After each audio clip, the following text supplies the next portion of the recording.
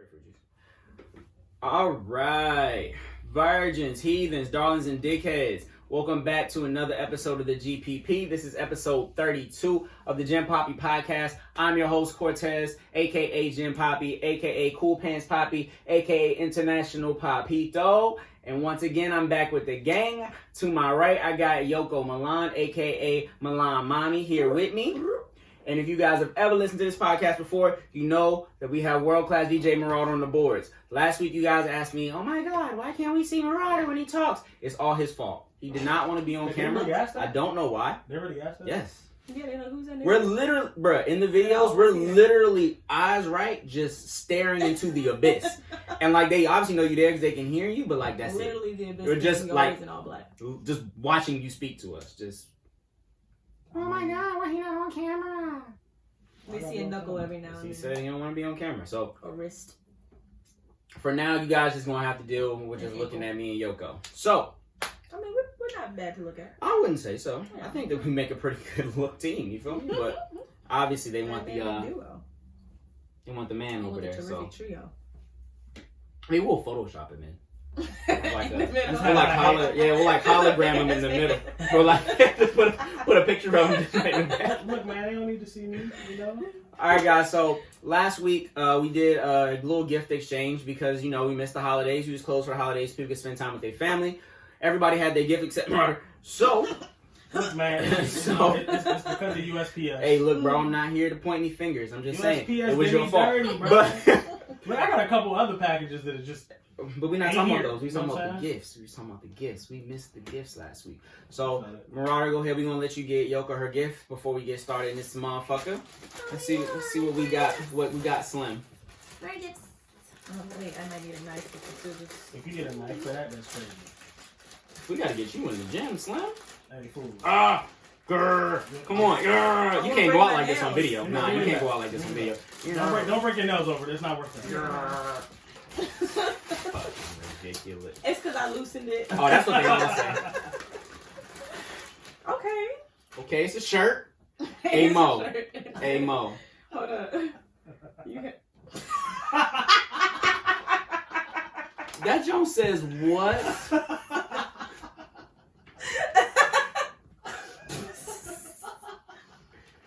You A Mo. Yo, you gotta chill. So you had me at chicken parm is crazy. Is this? Did you like get this made, or did you find this? You asking questions? Why you asking questions is crazy. Hey, fool. You gotta wear. Hey, I'm about to wear it. We're gonna talk about this after the pod. But so everybody got their gifts. So we gonna move the fuck on. Bruh, so this episode is brought to you by London Key number 3. You feel me? That's what we drinking today, as far as the gin goes. You know what I'm saying? London Key number 3 today with a little bit of grapefruit for me. Yoko got hers in the Crip Cup. I don't know what's in that joint, but I got mine in. That's what's gonna get us right today. They can't see you, so don't even worry about what it's in. The fuck? Ooh, hostility. The Crip Cup. Ay. All right, guys. So shout out my man Bino Rito. Oh Lord, now I'm in black and purple. I just want the people to know. What? I'm not in red or blue. I have no affiliations on my side of the pod. All right, guys. So check this out. Netflix put Black Ink Crew on the first 2 seasons, right? Okay. So naturally, I ain't have shit else to do. It's a panorama. So I started just going through. I binged that joint. Got to season 2. That shit wild as fuck. So I just decided to, get my little free trial of CBS and just been running it. My nigga. I thought you were about to say free trial of Netflix. No, the free trial of CBS. CBS All Access. This is not a... How many email addresses do you have? I got like 6. But... Keep getting free trials. Oh, to get for Netflix? Just run them. Just keep getting Netflix free trials? just keep getting a new email. Nah, I got the CBS joint so I could finish the season because I guess VH1 is like CBS or whatever. But that's not the point. The point is, so as I'm watching the show, bro, like obviously it's the dude season like his homies and his girl and like he got the tattoo shop or whatever. But these niggas do no tattoos. Like every once in a while, they'll show a tattoo. Like they do like one tattoo episode. But yeah, it's just arguments and drama and bullshit. But everything is like within the shop type shit. It's not like bullshit coming from outside. It's like these niggas infighting with each other. Toxic environment. You feel me? So like, so I wanted to come in. I know. Last week we like kind of talked. Also, yes, you can't just be fighting with your mans and them. There's needles everywhere. Right. Boy, yeah, well, hook you up in here. But yeah, so last week we kind of spoke briefly about, I don't know what the fuck we was talking about. We was talking about if we could, if you could start a business with your friends. Like if you felt comfortable starting a business with your friends. So as I was watching the show, I thought I could. Like, you know what I'm saying? I got to do a pod with y'all. Like I can start an LLC with my homies. Fuck no, dog. So I wanted to come in here and talk about like having a business and having your friends be a part of that business that you're trying to make. Hopefully, I would imagine that your dreams are of a big business. So just kind of breaking down how people could go about having a friendship business. Mm-hmm. So like I know Ant has his friends in the business with him, so that's a great perspective. Yes. Yoko says she not doing that shit, and I thought about it, and now I'm kind of with you. I don't know if I'm trying to do a business with these niggas, cause that shit, bro. Cause it's like that. It was the Black Ink shit, and then like the news of like the Chance the Rapper and his mans, and like how they was going their separate ways. He getting sued and shit by his homie, and they like came up together from the Rippo and shit like that. It's just like it seemed like a good idea in theory, especially in the beginning. Like we got an idea, we friends, we brainstorm something amazing, but then like when you start getting up to like major dollars and shit, it get a little. It's like. I guess it really, really depends. I don't know if I could be like super close with you and be in a business with you. Like I could be friends, but like associates, but there's still some level of separation. So it's like, you know what I'm saying? I can't, because I feel like if you're too close, it's harder to separate business from friendship. You know, like that's fair. But if there's already some sort of separation, like we cool, you know, we hang around and shit, but like we may not really. You're not like my man. Yeah. So it would be easier for you to start a business with like maybe an associate as opposed to like your best friend. Right. Got you. Because the rapport is still there, but I can still wring your neck if I needed to. Exactly. Fair enough. You have a business with your friends. How's that work out for you? It works out well. I mean, it's really it's about picking and choosing your personnel for real. Like Malcolm. Our personalities, like, well, myself and Malcolm, we kind of like, our personalities don't clash for real. So it's never it's never a problem. Like, I'm sure there's things that I do to frustrate him. I'm sure there's things that he do that might frustrate the rest of the members of, like, you know, our specific entity. But, like, and it, like, sometimes there's things that Malcolm doesn't really frustrate me, but it's really just, like. He seems like a non-frustrating guy. He's not, because he's very reasonable. So, like, if there's something that he does that I'm like, I don't understand, we can have a talk about it, and anything that happens can be talked about. You know what I'm saying? So it's. But wouldn't that be a plus though?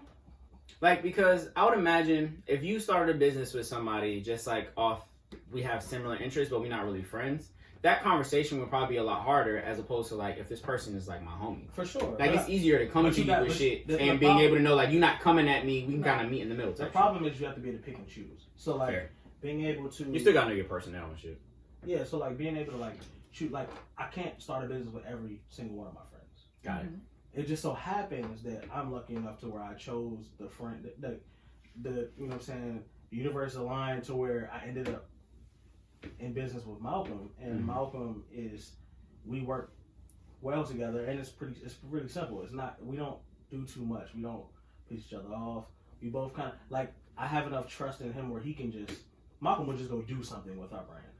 Yeah. And I've never had a problem with like, yo, that was nuts. I didn't like that move at all. Like, we've never had that issue. I mean, I'm sure it also helps when the person that is your friend and your business partner just does good business as well. For sure. Certainly takes a little bit of pressure off. And it's also about like branding and stuff. So like, for instance, when Joy Club opened for Sego and Joy Club opened for Golic, it was within our brand. So it made sense where it wasn't like we were opening for Moneybag Yo. Like he was just out here just taking every bag. Yeah, like taking anything. Yeah. Kind of oversaturates the market with your brand. So it almost cheapens it in a way. We both understand that, so I don't have to worry about the moves he makes. I don't have to worry about what he thinks. Is that something that y'all like when y'all went into business with each other, did y'all like have a conversation or to where y'all knew exactly, okay, this is our brand, this is what we do, this is whatever, you know what I'm saying? Like, or was it just kind of like a silent understanding? It was natural. It was very silent. It wasn't like we didn't have to have the talk where it was like, all right, this is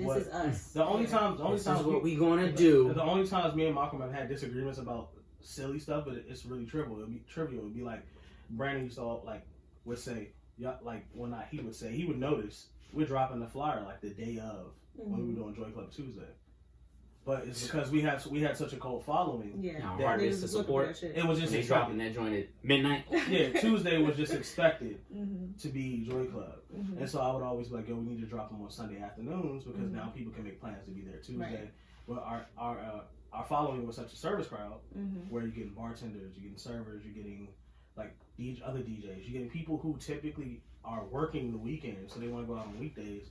They rely on us to give them a Tuesday. So the flyer didn't necessarily matter, but that's the only disagreement we might have had. You know what I'm saying? But it's never been like, what the fuck are you doing with the brand? It's never been that. And like I'm I would pay to see that actually. But that's the thing, because we both think so logically about the brand. The argument would be interesting because it would be like, what are y'all arguing about? Because y'all both clearly have something to say, and they are both clearly are going to make sense. So that means it's going to be two logical arguments. It'd probably be a great argument, but I mean, that's what I'm saying. I would pay to see it. But that's what I'm saying. Like it's never been that, and that's part of why. That's side that. But I ain't gonna hold you. I can't beat Malcolm in an argument because Malcolm's ruthless. Man, I've argued with Malcolm before. And it's frustrating. It's frustrating. But we never argue about those type of topics. We'll argue about sports or whatever. Yeah, that's what I'm saying. He don't stop. You don't argue like a regular person. He You really do argue like Einstein. He'd be like, actually, you're right. But I refuse to let you know that in this moment. It was funny. One day I was talking. It's all logical points. Like, yeah, actually, that math is correct. But anyway. But I was talking to his dad one day, and his dad was like, "Yeah, I hate arguing with Malcolm." And I was like, "Do you know your son?" That shit is crazy. And he was like, "What you mean?" I was like, "Nothing." I don't know if you know your son, but he's ruthless. But no, I really think just going into business with your friend, you have to pick and choose which friend, understand that. That's really the business. I think it's how the business comes to fruition too. I think if you come up with an idea, like to take it back to like the Black Ink thing ish, if you like come up with an idea and it's like, all right, that I'm going to make a deli shop, right? If that's just me, like I sat down, I was like, yo, I'm gonna get a deli shop, but I want to bring my homies in to work at the shop thing. I think that's where it gets a little weird because two things. One, people aren't going to have the same passion as you because it was your idea and they just kind of like, I'm gonna fuck with you because I fuck with you. And I think that causes a problem because when you are like all in, like, for example, like you said with like the flyer and shit like that for Joy Club, if you was like, yo, Joy Club is my thing, I like Tuesdays, I'm trying to make sure everybody in the service industry comes out, and the person is like, isn't really that excited about Joy Club, like they just kind of in it because you in it, think like, man, nigga, the flyer can drop when they come out, type shit. Like, it doesn't have the people that are coming into your business won't have that same like gusto. Sure. And then also, I just feel like when that passion isn't there, it's a lot easier to butt heads because if you are the person that had the idea and then you have a friend that's coming in, they also want to like kind of bring ideas to the table because maybe they are passionate about it. If they bring that idea with like a different type of attitude, sometimes that too can bring like, come on, dog, like I know it better than you, and then the person's like, but this is my idea type shit. So that can also clash. But I think what really happened is that one, the trust was already there, so we were friends way before that. Mm-hmm. Oh yeah, no, for sure. So we knew each other very well, right. And we knew each other's character. But like I said, Joy Club was technically Malcolm's concept. Mm-hmm. You know what I'm saying? It kind of naturally happened from Malcolm. And then because me and him were already in talks of doing something together, it just naturally was like, well, yeah, you come help us. You know what I'm saying? Got it.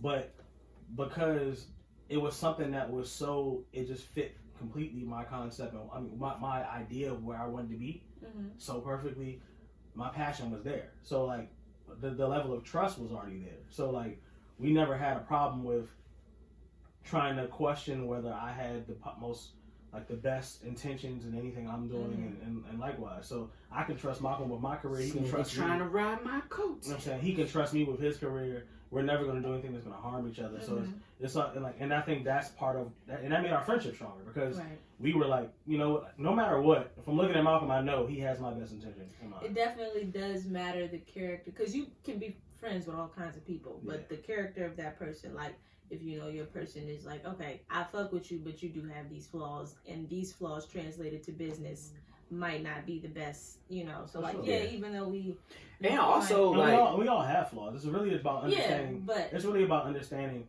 what is gonna, like you said, what's gonna work in business, and just having that trust with your friend. I trust Malcolm with my life. He trusts me with his life. Clearly, we're in business together, right. and our business is our well-being. So and business is booming. You feel me? So and we grew this shit from literally from nothing. So like it was a concept. It was a word. It was a name. It grew and. Like, bro, I remember for so long, motherfuckers thought that shit was the name of the club, and I thought that shit was hilarious. Yeah, but that was also part of that was also part I feel of bad for Club for a little while. I was like, what's that, Joy Club? I'm like, yeah. But that was also part of why we were like, let's just stick with this, because Cloak and Dagger, some people think that shit was called Joy Club. That's a fact. And so we rebranded, and like it was perfect because Cloak and Dagger was just opening probably a year before that. And we basically brought a crowd there that they didn't already have. And which is why John, the owner, loves us so much, and we love him, because it was like, let's help each other. Dog, I remember that first walkthrough. Me and Aunt walked in that joint one time. We was just on the block with it. Are you talking about I was like, we about to throw a party here? We was just going down U type shit. We was just hanging out, getting drunk, having a blast. I think it was like Sunday Fun Day type shit. And we was like, all right, brunch is over. Let's slide in this joint. I was like, oh. Yeah, I literally was on. Because what was it called before? It was Patty Boom Boom. Patty Boom Boom. So we got up. But now it was called Cloak. But then I was like, yo, we about to throw a party here. Let's slide in here. He's like, all right. Nigga, we walked in that joint. It was like 6, 7 p.m. on like a Saturday night, Sunday type shit. And they called themselves having a day party. It was empty. It was just me, Aunt, security, and the bartender. And we were just like, bro, like, what's mind going you, the on? owner didn't even know me yet. Security didn't know me yet. We just in there. They looking at us like, y'all the only people we got. What's up? Type shit. Y'all want a drink? Like, we went over, got a drink, and was just like, so. And then so of course we go in and we see like, there's no. I don't think there was a DJ at the time. I think they was like doing a playlist or whatever. And John opens the fucking fireplace and goes up, and he's like, oh, this shit is lit. Oh no. We were immediately like, yo, the fireplace about to be crazy. This bus gonna be crazy. Like, this gonna be lit as hell. But, bro, that first time. The funny shit, though, is every Tuesday, I used to literally enjoy coming out the fireplace. Because anytime that shit is wild. Anytime we was packed. Yeah, no bullshit. And it's funny because there's always a black woman standing right there. And she always makes the same face on some, like the what the fuck? Like, yeah, bro, it's like watching Anne Frank come out the fucking bookcase. Yeah, it's like, cool, what the fuck? I open the fireplace, but because the fireplace pulls out, it like in, so I'm not gonna hit her. So technically, I'm just coming out of nowhere. This man just pop out looking right in the face like, huh?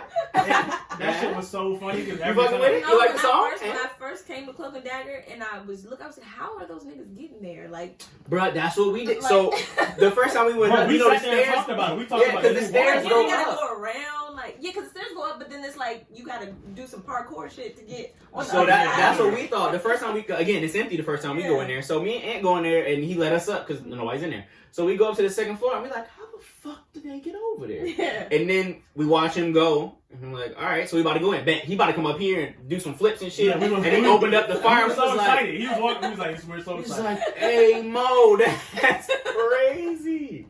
No, and at that moment, I was like, oh, this is about to be a function. This shit is about to be lit. This is about to be lit. Off the fireplace alone, just like you playing a good song, and then like one DJ go up, one DJ come down, you just see him come out the fireplace, like, bro, I'm not going away for the rest of the night. I'm right here. This shit lit. I can't wait to see how they where they go, how they get up that there. That is crazy though, because the Cloak and Dagger eventually got to like you can't even move in that bitch. Like, no, that shit got crazy. And then I think like the biggest event, the first like crazy event we did was probably the Smino joint. Yeah. The Smino joint was nuts. The Smino joint was out of control. So Smino was on tour with SZA. They canceled the show because she was sick, and then Smino was already in DC, and Smino's whole camp is like homies of ours. So I hit him up and was like, "Yo, like, we were already gonna do an after party actually. So I'd already set up an after party, and he had a song out called Netflix and Duce, and it just made sense because Malcolm had already set up a Duce partnership for us." And then he has a song called Netflix and Duce. And that's where the trust comes in. Because it was like, Malcolm set up the Duce partnership. I had the Smino situation. And we set up a Netflix and Duce party featuring Smino. The show got canceled. So he tweeted and was like, yo, I still want to do something in DC. I'm in the city. I'm in the city. We're going here. And posted our flyer at like We were open from 8 to 2. At like 7:30, there was a line around the block. I was pissed off. That shit was crazy. Like, like all the fans that were just, they might have kind of known me though. Mm-hmm. Yeah, because it's like early Smee too. Yeah, they were there for SZA. They were like, I mean, if she's not coming, we gonna go to this openers. Yeah. And we said, if you show your ticket, free. Oh. I fucking pulled up to that joint And it with was all open- of my it friends was throwing open- the party, and they had me at the door like, yeah, nah, I can't do it. And it was open bar. It was open bar Duce while To supplies the last. back. We had open bar Duce while supplies last, and we had different Netflix movies on each TV because it was Netflix and Duce. Yeah. Pissed me off. That shit was crazy. Wow. We're talking Almost about got to the front. Said, do you know whole who I am? club packed. Do Do you know who I am? Do you know all, who I know? All 3 floors are packed. And me and work in this town again. Malcolm looking at each other like, hey, yo, this is nuts. Like, this is You'll crazy. never do security in DC again, bucko. I promise you that. I mean, I came and got you. You was good. I didn't get in that day. What?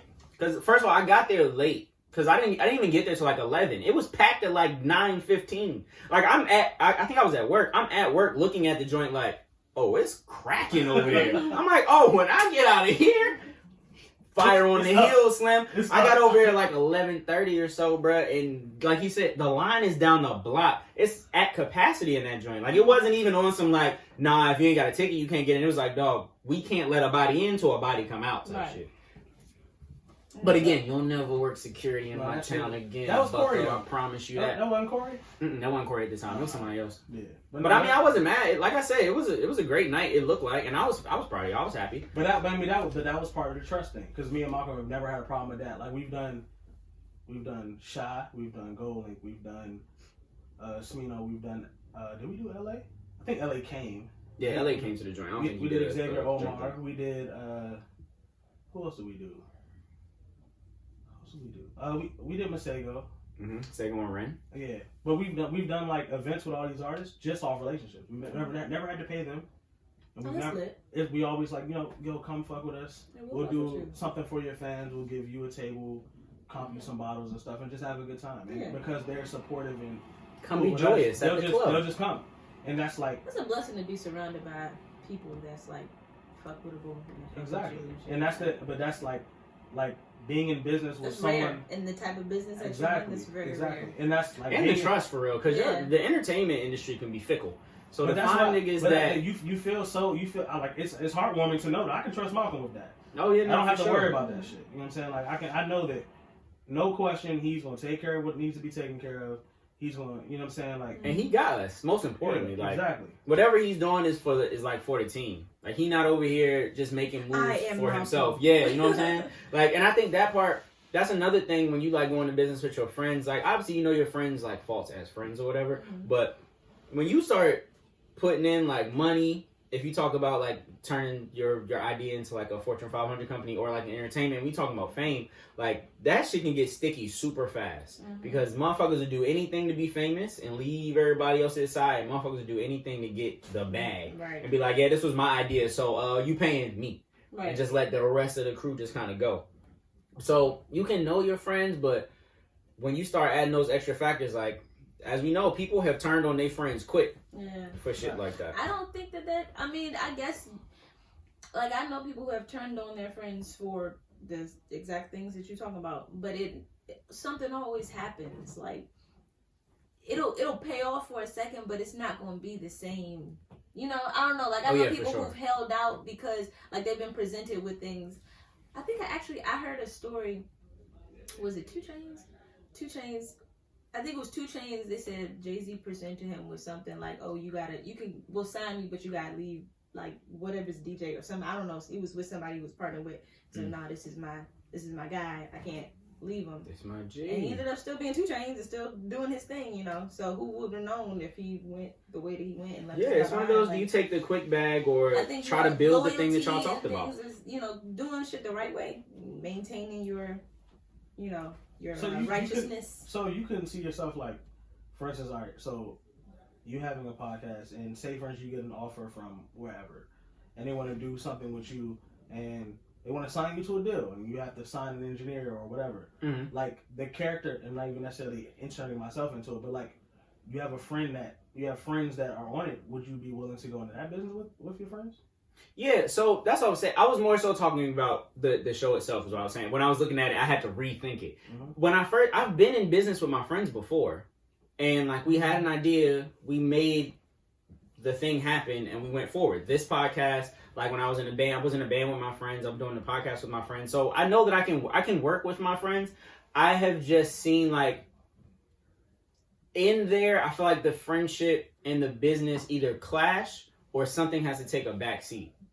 So it's never been like the you and Malcolm thing for Joy Club is one of those moments where it's like you struck gold, as opposed to for most people it's like we're going to be friends, we're going to start a business, but at some point in time we have to like our friendship has to take a back seat because we got to be about business, or our business isn't going to be the business it can be because we're trying to keep our friendship type shit. I think what also like, and I also have seen so many situations where even people that were competitors of ours, people that were peers, people that were like, you know, aligned with us in certain ways, and they have their own entities, it doesn't work because something happens. And eventually you hear like, yeah, they don't fuck with each other no more. Yeah. And like part of that is a risk, but I think that my friendship with Malcolm is so dated, it's so seasoned that we understand that like, if, like there's been a time where Malcolm was like, I think we're gonna like, we're out of frustration and out of all of us, like Malcolm feeling like he's pulling too much weight where he's like, I think I'm gonna take a step back from Joy Club.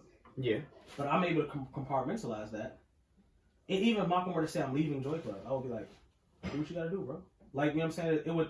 I'm gonna keep going with it because it's been so monumental to my life. I still love you. You my guy. See, but that's where that's where it can get sticky though, because again, y'all struck gold. If you put some other people in that situation and you have two people they'll that be like, offended. Not even offended. It would be like, I'm going to stop this thing. Like, you're not going to be able to continue. This is my idea. If I'm not part of it, it don't happen type shit. So it'd be moments like that where that's what I'm saying. You either keep the friendship and the business has to take a back seat, or you take the business and your friendship. For sure. Kind of like the Jay-Z Dame shit. It's like we're super cool, but like, nigga, in my head, this is my idea. So you either gonna be with me or you're not gonna be with me, but I'm taking this thing with me. For sure.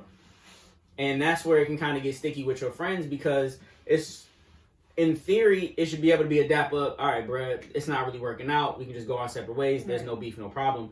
But you start adding money, dollars, fame, and importance. It's like, bruh, but I think that's all about. This thing is worth too much to me. It's like a custody battle. Yeah, for real. It's like my baby. But it's all about knowing like I said, you gotta know your friends. So like, and I think, for instance, Kels, when Malcolm said that to us, like, you know what I'm saying? But Malcolm he was just frustrated because he was, like, I was on tour, he was pulling a lot of weight, keeping the brand alive. And, like, I love him for that.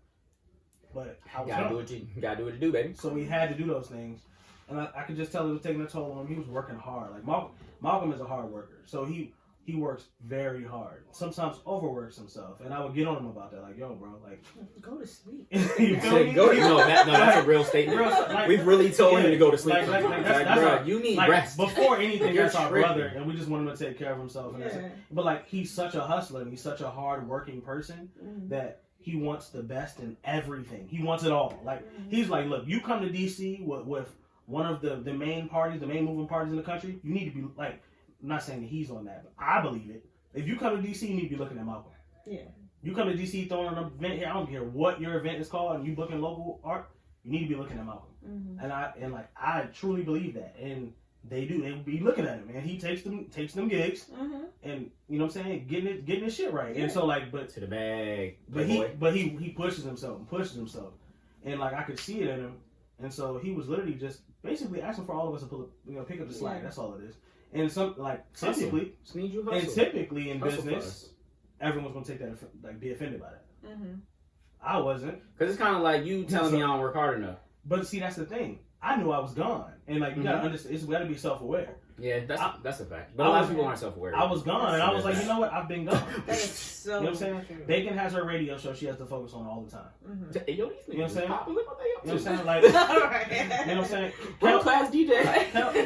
Kels runs 93.9. Kels runs a coffee shop. He's in the, you know what I'm saying? Like, he is Starbucks. Jesus Christ. But he's a head barista. Like, I'm just saying, that's what I'm saying. How popping over there. You know what I'm saying? Like, we all have these different things we're doing, and Malcolm hustling his ass off to keep the brand going. I'm gone, and so I can tell. So I'm like, I was on tour when that episode happened. I was like, hey, nah, bro. You about to make me fly home. Fuck this tour shit. Nigga, you gonna be safe. You know what I'm saying? Like, that shit was crazy. Take care of yourself. So I think those type of things, and like I think that me calling him with a real conversation saying, nigga, look, fuck this business shit. I care about you. Yeah. And that's the level of trust we have with each other. Yes. Where like I'm willing to say, fuck Joy Club. Are you okay? Right. What's up with you? And same for me. Like my dad passed on a Tuesday. And I was like, only thing I really got to keep me straight is going to Joy Club. I still went to Joy Club that day. Keep my schedule. And Malcolm came up to me and was like, why are you coming? Like, why are you here? Why like, are you here? And I was like, bro, to be honest with you, I kind of need to be here. Like, and he was like, I feel that. Okay. You know what I'm saying? And that's the bacon, asking these niggas, check on him. Is he okay? And I'm like, bro, I got to be here. Like, not I got to DJ, but I have to be here. You know what I'm saying? I can't be alone. I need to be around this.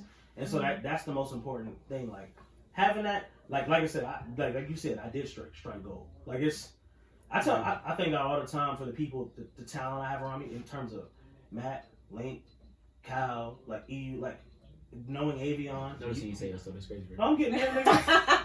I'm getting there. I'm naming the people at the bottom of the I'm naming the people. We right here in his eyes. But he going I'm naming the people I met first. You know what I'm saying? You, nigga, first of all. I got it. Nigga, we done did shows together and some more shit. Been financially renting out venues. My name starts with a C. Somehow I ended up at the end. I don't know how the alphabet works, but I feel like I should have been at the top. That's all I'm saying. I thought it was identity crisis. Oh, now you see how I feel when you invited me. That's your fault. That's what I'm saying. But hold on, we met her way later. But we met her through her friend. Nah, we're talking about her name. But y'all met me though. Okay. Thank you. Okay. I don't know. Did we? Because you just told us today that. What else you What say I today? Hey, look. Every week we learn something. We learned some new shit about you today. What was it? That's because y'all don't ask about me. No, it's some other shit. I don't know what you're talking about. Literally. It was like. I forgot, but we had the moment. Yeah, we had the moment. Cause me doing video shit and graphic design. Oh yeah. I feel like y'all knew that. No, nigga. Y'all didn't know that. No. How would we know that? I don't know. Exactly. We don't know. You don't know. Oh, don't worry. Don't sound too confident. I don't know. I never added I feel like Rail knew. Because he does that. Right, but I just feel like everybody's friends. It's not like I just started so you thought in the morning we were going to say, what'd you learn yesterday? I mean, no. Okay, because I used to be here and I used to be doing graphic shit at the kitchen table. We don't look at what the hell y'all do.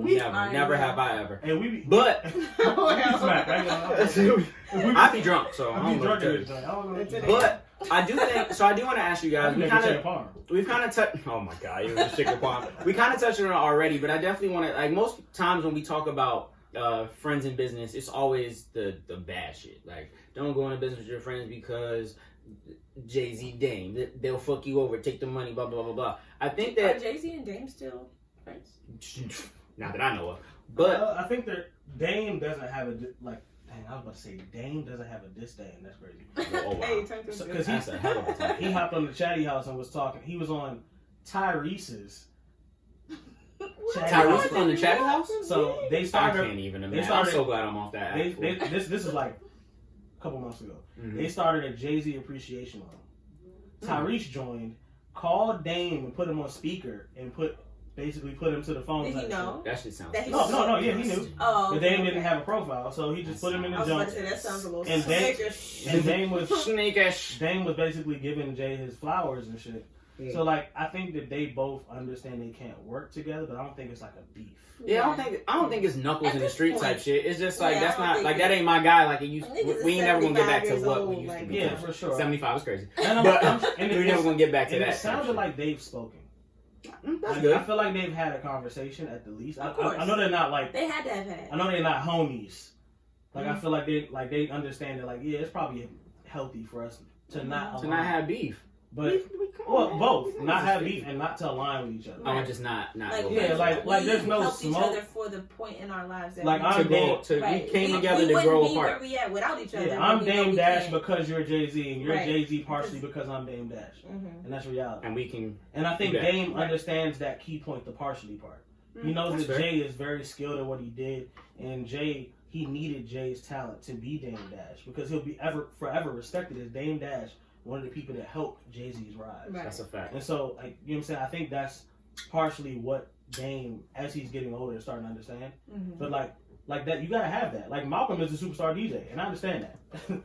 Now you world class DJ Marauder. That's cool, but This is a word. in this area, the ratio of the people that know me to him is easily 5. Nah, that nigga Malcolm the GOAT. That's Malcolm's a superstar here. So like, and I love that for him. You know what I'm saying? But if we go to South Africa, But we on his heels. No. Oh. We ain't on his heels. We go to South Africa. We go to South Africa. Niggas know me though. I'm Them niggas know him. water. The name is Marauder. We go What to- the fuck is you talking about? We go to London. I'm that nigga. Fuck is you talking about? I'm world class. You You know feel what I'm me? saying? World class DJ We Marauder. go to Amsterdam. I'm that nigga. You know what I'm saying? Yeah. Nah, we go to Amsterdam. I'm that nigga. We We go to- throwing money at the we like. go to Melbourne. So you know what I'm saying? Melbourne is crazy. Look what niggas want to be hyped at. Yeah, we go to Melbourne. You know what I'm saying? We go to Nairobi. We go to Big get Bear us. is that nigga. We go down under with the kangaroos and shit. Wallaby Way Sydney. Hey, no, No. not Wallaby Way. But Wallaby no, I love Way. that shit. Bro. That's why, nigga, we did Boiler Room. Bring my business partner up this motherfucker. Let him do his shit. That nigga Bring my turned busy. the fuck up. That's fact. That was a good one. Yeah, that's how I gotta do it, man. I do think that if you can strike gold the way that y'all did, and maybe even strike gold, if you can strike silver, I think if you could find somebody where your personality, the personality in your friendship align enough for you to be able to have civil conversations for difficult business moves, or even medium. I think that's the most Medium, important. To just be able being to able have to- difficult conversations and maintain your rapport. Like I have a difficult conversation with you, but that don't mean that, oh well, fuck you, nigga. Oh, Like, yeah, you no, know what I'm for saying? sure. Like we're mature enough to be able to. Well, I'm even saying being comfortable enough to like, because if you ever worked in like an office and like some shit go wrong, and you'd be like, dog, that shit not even worth the conversation type shit. Like if that was my homie in the office, I'd be like, all right, let me holler at you real quick. Having that rapport with a friend in a business is also, I think, is a great pro, because sometimes when people do that's not that big of a deal, it snowballs into a big deal. Where if we'd have nipped it in the bud right now, we'd have been cool. So I think that is a pro when you have a friend. If your friend could also have that energy, yeah, right. but I would hope if they're your friend, you can have it Right. most conversations with them. Is where you can just stop and be like, hey, yo, this thing happened and we can't do that no more type shit. Like even what we have here, like if on Monday y'all woke up and y'all wanted to go post a podcast and the podcast just wasn't there, and y'all just hit me and was like, why is the podcast not up? And I was like, why y'all coming at me like this? Y'all know I have so much, like that type shit, Yeah, or yeah. just little things, or even just saying like, hey, yo, we can't miss a week, or we can't miss the time. Like, if the person is not going to be receptive to the bad things in the business, I feel like that can be bad. So if you can find somebody that's always going to be It receptive will be even when the bad. bullshit comes, Yeah. because the bullshit is going to come. It's never going to be a perfect situation. Right. So as long as when the bullshit comes, I can be like, hey, yo, I need you to, Nigga, you know my boss. you know what I'm saying? Like, I'm the boss. when the podcast first started, like, the sound was off. I just been like, hey, yo, and sound a little crazy. He's like, all right, let's fix it. As opposed to him being like, man, I don't know what I'm doing. What you mean the sound is perfectly loud? yet. You know what I'm saying? I ain't started school yet. But like, I could see if he wasn't my homie and it was just another engineer and I just was like, hey, yo, the sound a little off. He'd be like, nigga, I know what I'm doing. Like, what do you... Sound is perfect because I did it. Fuck is you talking about? Like that type energy. So I think that is certainly a pro. And having your friends with somebody that you know that you have a rapport ready to be like, hey, yo, I'm not trying to come at you. I'm just letting you know that this thing is a little off and we need to fix this for the thing that we're doing to be bigger. For the greater good. For the greater good of what we're doing type shit. And I think just getting to the top of whatever you're doing, whether it be entertainment or just Fortune 500, taking everybody with you to the top, it's like the dream. Like I want to create something where it's like me and my homies can all be right here. Like it's cool when all of your friends, like the chick we were talking about, the bad bitch feeling, like all of my friends make money, but they all do different shit, as opposed to like we all do the same thing. We got the same business and we getting money together type shit. For sure. And it makes things linear, where you can just like, this is what we need to focus on. It's easy. Boom, there it is. And we out here. We up. Yeah, it makes it super easy. So for the cons part, because we know that it could fuck your friendships up, it could fuck your business up. Obviously, we already know that Marauder is down to take the cons. Best friend, y'all start a business. You know the pros and the cons. Are the cons worth a successful business to you? Or would you rather do something else? are the cons worth it? Like if you It- knew it really if you depends knew on that the it's type a of heads or business. tails, like it's a heads or tails, we either going to make it together, Mm-hmm. that's the pro, Mhm. or we gonna fall out. Yeah, Are you willing you to know take the what? risk? I'm a risk taker. I do like, I'll jump in there, you know what I'm saying? Of course, like depending on what the business is that we're going into. So Yeah, not well, like then- just selling weaves. You're not selling weaves with your Selling best friend. weaves? Nah, I sell weaves with my best friend, you know what I'm saying? We both bad bitches, you know what I'm saying? You wear a weave this week, you take pictures, and the next week I wear the weave, you take my pictures, you know what I'm saying? That kind of business. It's that a don't photo really- shoot. You know, but So what kind of business would you not go into with your best friend? But see, the thing about that is we don't really. The thing that is good about my best friendship with Miss Amina, we don't really have. friendship. we don't really. Our interests are kind of different. We don't. Oh shit, we're not really into the same type of things. I'm not sure if we would have a business idea where we would both be on the same page. Where I feel like we're Aunt and Malcolm, they both are DJs, so it makes sense for them. But with me and Amina, we like she does real estate. I don't. You know, it's like what do we even? You don't? I don't. I mean, for what you do and what she What do I does, do? you can kind of put those things Yeah, together. but we don't know because you do everything. We learn something. I every do. week. Yeah, you do Hey, graphic look, design, you I've lived count the life. money. I've lived the life. I've lived the life. Some said I lived a life. Got I lived a the large life. resume. Yeah, I don't know. We've never actually. You know what? I'm gonna call her tonight. You gonna figure out a business plan? What will we do? What can we do Let's do it. together? Let's fucking do it. Let's be guinea pigs. Don't real do quick. something stupid. Let's be guinea pigs. It's crazy. Let's be guinea pigs. You never know. It might turn into some shit. Sometimes the cons are worth the headache though, because like even with like After F and like the cons were worth the headaches. Mm-hmm. Like it was worth it. Like how much? It's like what depending on the business. Like how much do we love this thing? How much are we invested into this thing? But that's what I was saying. The only thing that if it's a bullshit ass business, well, the bullshit business is always gonna be bullshit. yeah, it's business. like or just even if it's not a bullshit business, but if it's like if neither of us are really, or if it's off balance, if I'm invested more than you, or you're invested more than me, or when neither one of us are really. But no, that's what I'm asking. Both of y'all are very much invested in this business, and the pro, the one side is y'all are both invested, Mm-hmm. and y'all turn it into something amazing. Mm-hmm. Or the con is y'all are both invested, and because you're so invested, if it don't go right, now there could be infighting because we were both invested. So one of us had to. Because usually the mindset is if we're both invested, and we're both passionate about this thing. If it didn't get to where we thought it was, one of us fucked it up. Mm-hmm.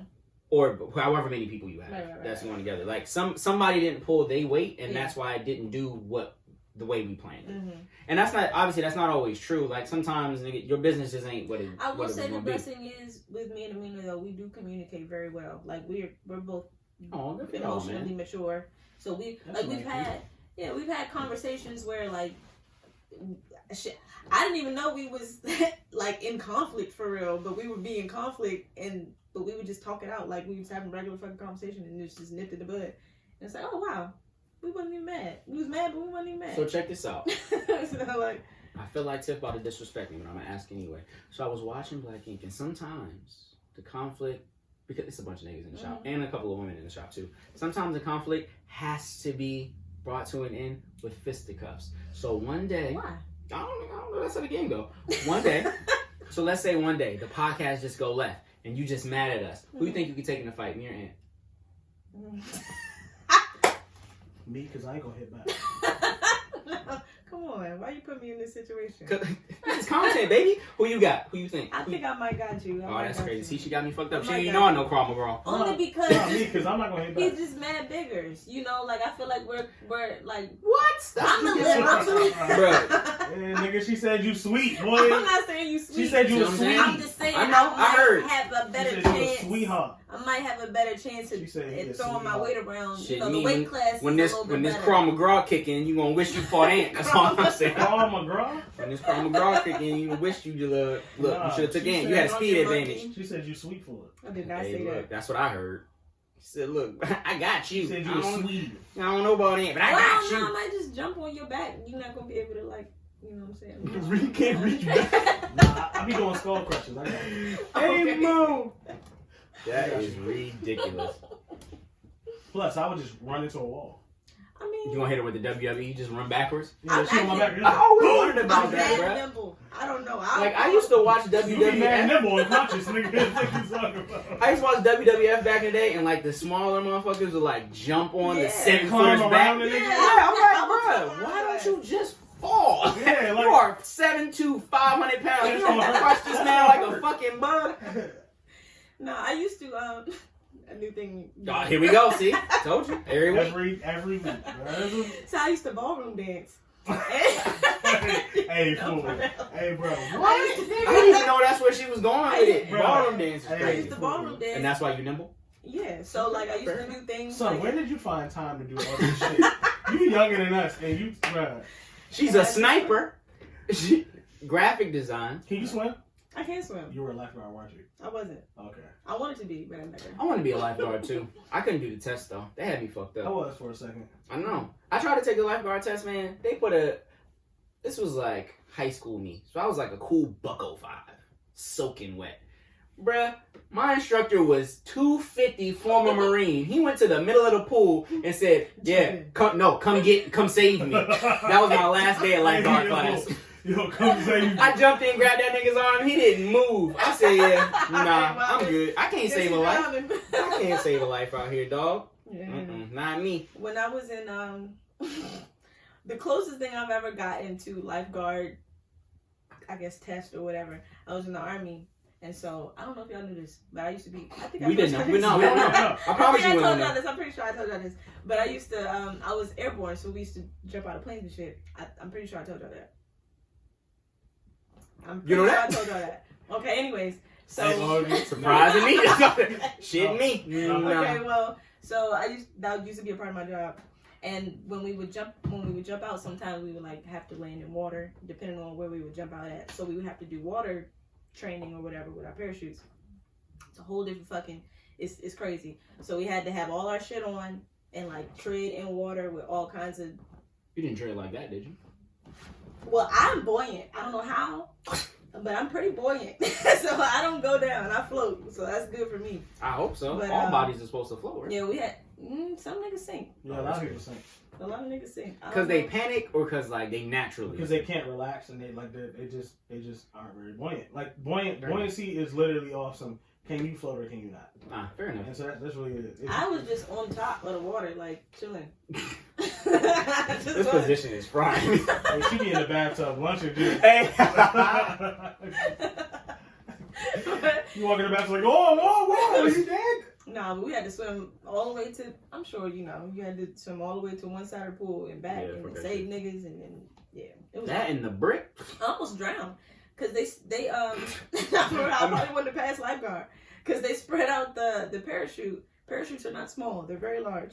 They spread out the parachute, and you have to swim underneath of it. There's a little hole in the top of it, and you have to find the hole, And take a pop up? breath of air, Oh yeah, Lord. and then go back down, and then swim the rest That's of the way not that out. hard. It's like getting under ice, but you gotta It's- find the hole In though. theory, until your ass is in the water and you can't find the fucking hole, and because it's moving, it's on water. It's Come on, fabric. bro. That's what she said. I was about to say, come on, bro. Don't act like you in your youth. You was in the water, couldn't find the hole. I took my lifeguard test and all that shit. I wasn't talking about the lifeguard I just test, never took the job. Sometimes, man, you be in there, can't find the hole. lifeguard. I almost drowned that day. Oh no. I could not find the hole. Good thing you weren't a man. I say when I was in high school, I was a swimming ass nigga. I was. I Wild. can swim. No, I'm It's talking about just when there's no surface. I'm saying I was certified. And I'm looking at mad parachute above me. Right, exactly. I had my CPR shit. I had my lifeguard certification. I had all that shit. Like I was a swimming ass nigga. I was wild. Bro, I was so excited when I found out that you didn't have to give mouth to mouth. I thought that. No, they give you the little joint. Yeah, a little out my entire life. They give you like a little. I was waiting. That's why lifeguard. You feel me?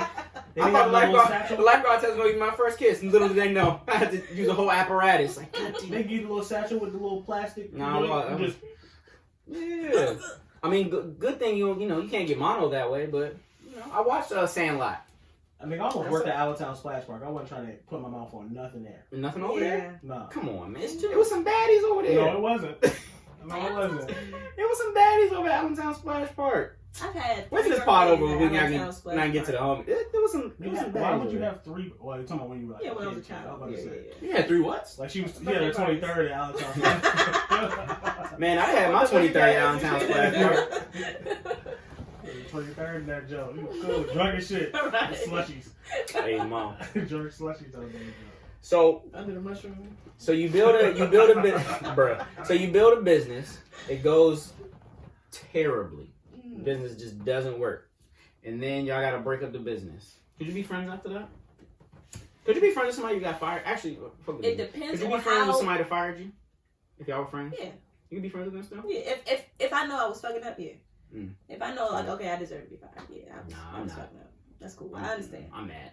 Why? We ain't friends no more. You fired me, motherfucker. Yeah, but if I was fucking up, if I'm fucking Yeah, no, up, I fucked up and keep me around. Don't fire me. no, Nigga, you want first to take off, the shit. I got fired from Granite City and came the next day for happy hour. Nigga. That's different though. That's a corporation. Those weren't your No, friends. but I was cool with them. I was like very cool with them. But those weren't And, like, your friends. Steph was a Like if I bartender. walked in here one day and y'all was like, "Hey, Cortez, you're not a good host. You fired." I would never speak to you niggas again. I'm the gym poppy now. Yeah, you. That's the funny part. I'm the captain now. That would be funny. This is my podcast now. Another nigga with a do-rag coming this way, sit down with some plaid pants. You feel me? If y'all bring Quay in here and put him in some cool pants, be like, "He's Jim Poppy now." I'd never speak to you motherfuckers again. Y'all got me fucked up. That would be funny. If you fire, bruh, you can't fire me. I've been fired for. Actually, I lied. I can be friends. That's like being cool with an ex-girlfriend. That I broke could up be with cool. you. Is it though? I'm cool. Oh, you think I'm gonna be? Hold on. You think I'm gonna be friends with an ex-girlfriend that broke up with me? I don't know. Yeah, no sir. No, actually, No, so sir. I don't think about it. I'm not cool with. I'm pretty much done all the breaking. That up. broke up with me? No, sir. Or it's been no. mutual. It's either been mutual So it's or like I've play been a partner. the It's broken never up. mutual. But that's a podcast for another time. It's never mutual. You feel me? But if she broke up with me, no sir, we not friends no more. Who broke up with who? It was kind of It was kind of mutual. Actually, the person that say it was kind of mutual, they got broke It's the one up. that broke up. Because the other one, somewhere in tears. the other person like letting that happen was just like letting them have their closure. Come on, man. Just don't come back. We did this. It was mutual. We broke up. It's not me. It's us. It's not me. It's use us. that. It's hilarious. It's not But you can still be friends with somebody if they fired you from your business. only if You knew you was fucking. I knew I was fucking up. Right. Gotcha. If I knew I was fucking up, then okay, I'm gonna take that. That's cool. I understand. Do your thing. But if I'm doing that, my goddamnness and y'all. My goddamnness. My goddamn this. I'm pulling my motherfucking weight, and y'all still like, oh well, we gotta let you go. We gotta let you go. We had to make some cuts. So me, not Cheryl. Cheryl. Cheryl. Cheryl. Like, okay. Hey, Cool. Cheryl is crazy. And the Joy Club kids come together. They tell you fired. You still friends with all of them? Yeah. YouTube World Tour for us. Yeah. I can I'm still You don't be You around too enough. You know what I'm worldwide, saying? yeah. You won't be Cause I'm around still enough. be We gotta my- let you go. Like I said, I genuinely love. I'd love to go to Joy Club. Like, so like I can't. I'm still Marauder. You know, I love y'all too, but I'm telling you, if y'all told me I was fired, I'm never speaking to y'all again. Bro, Maybe on my way out. bro, fuck. While I'm packing my mic in my bag, I'm like, look, man, y'all be cool. And I But as soon will as I say- get to the front door, fuck these niggas. I I swear will to God, I hate say them. Joy Club as a collective have been through so many like. And don't even got real hair. What? What? That's not even his real beard. That's a lace front. Stop coming. That shit a lace front. I'm saying, like- rumors. That like we've been through so many like internal just situations as friends and as a collective that we have worked out ourselves and still have come out on top. Like come out on top of the friendship. Fair enough. So like it's never that. You know what I'm saying? Like if Malcolm was like, yo, I think I want to move a different direction with Joy Club and you're not included type shit. The That's direction still is Malcolm, you know what I'm saying? That's just still not my you. guy. Like Everything is. stays like except you. and I mean the world will know soon enough, but like me and Malcolm have another business venture that we're working on. Mhm. If however long later Malcolm was like, yeah, bro, like we kind of got to move another direction, I'll be like, all right, bro, you still my brother. I don't As know. long as you don't like slap the shit out of me, like. I'm about to say you might have to run my face. If you run my face, Honestly, if Malcolm punched me in the face, You earned this fight. we would have to get it on, but like then we would have to get it on. The next You're day not that's gonna my take brother, that. You're bro. not gonna take that one. No, That's bro. your friend. You're not gonna hold that. Back to the episode about people, certain people, we don't got to say no names, not being friends, or we don't got to say no genders. Certain people not really being So friends. females. Okay. I ain't say that, but I ain't saying that. but like we actually friends. You know what I'm saying? That's my Yeah. guy. Like it's never personal in that regard. You know what I'm saying? Like it'd be like that. Sometimes if you gotta go a different direction and I don't seem to be a part of that direction, it is what it is, bro. It is what it is. But I'm spreading rumors about this business. They got roaches. That's crazy. They got roaches. No, man, you got, you know what I'm saying? Sometimes you just got Herps. Not the That nigga got drip. Nah, not the, I ain't putting the drip on nobody. But like, nah, they got roaches over there. You know? Herps is the drip. I thought that was the G. G is the drip. What the fuck is I don't know what you talk about. Look, man, I don't know enough. I don't know. I don't know nothing, but I ain't never had none of them shit. I don't know nothing about nothing. But yeah, We're not experts at that. So. yeah, none of that. Do you think that it would be easier for you guys to be, or do you think that the relationship is easier if you guys are equals, like we started this business together, as opposed to like if you're the boss and you think that if your friend, if you think that your friend came on as like an employee, where there's not too much pressure. It would have to be a partnership if we. But wait, let me. Boss. Yes, you. Let me. I mean, let me say. So, when they are an employee, there's not that same level of like we gotta make this happen, right? Because to the point earlier, when we talk about passion, like if we started something together, and it's just like, yo, you're not as passionate as I am, but we started this together. This was our idea, but you kind of treating the child like a stepchild, and I'm treating it like it's our child. As opposed to if someone is an employee, they don't need that same passion, but they can still do their job. And that could make it a little easier. Like if someone else, like if I have more CEO qualities and you have more management qualities, like, and we understand that about each other, like, okay, that too. I will handle this thing and you will handle your thing. And it's kind of like we in the same thing, but we got our own separate shit. So it's like, you know, like you manage people, you do the shit, that's your shit. That's what but you if like you think about it, that's still technically, someone has to, in that role itself, someone has to occupy a higher seat. Someone's a boss. Right, that's what I'm saying. I would like, be more, or whoever would be more of, if you have more CEO qualities, that's where your mind is more, like if, like you said, like Malcolm, you trust Malcolm with his vision and whatever. Like, and Malcolm does that. And in regards to, like, Malcolm kind of acts as the CEO, the front facing. But that's an understood thing. For sure. It's not a ego thing like, oh, well. Oh, absolutely. You know what I'm saying? It's like, I understand that this person has qualities that, not that I don't necessarily have, but it's more natural for that's them. Their master. And I will say, it makes more sense for them to be in that role. I will say he reinforces it, because, like, sometimes I'll be like, yeah, like the new venture that we're working on. I'll be like, yeah, I'll be working under him, and he'll be like, no, we're working together. Like, he'll correct me, and then like, I mean, but no, I mean, in reality, the venture kind of does align that way. Yeah. But technically, it'll be looked at as, like, because we have that trust level where he listens to what I say, I listen to what he says. It's a partnership. That's how it works. But in Joy Club, we introduced each other as business partners. And technically in Joy Club, it was his concept. Yeah. But because I pulled my weight so heavily, that we become partners, and like we both are the ones that get the opportunities for the company, for the business. But like it takes that for real. Sometimes you have to have someone that is the end all be all, the higher ranking. But that's what I'm saying. What do you guys think is easier? I don't think it depends on the person. It still depends on the relationship. It absolutely depends on the relationship. Because think about if you guys weren't both DJs and like Malcolm had, or if Malcolm had taught me to DJ. Not even so much that he taught you to DJ, but like what if he owned the venue, right? He was like, I don't spin records, I don't know how to do that, but I know Marauder does, so we are going to open a club. I'm the club owner, but you'll be the guy, like in the beginning, right? Like you'll be the guy type shit. Like technically it's y'all thing, but when you look at it on paper, it's like, oh yeah, no, I own it and he does this, but like together, like there's a boss and then there would be you technically under him, but it's kind of like only because this is the thing that you do, as opposed to you not really interested in running a club. You just want to be the person that does what you do. It depends on the dynamic, and it also will depend on the understanding. Like understanding that, like, we can't do this without each other. You know what I'm saying? And like in reality, Joy Club wouldn't be able to function properly without me and Malcolm.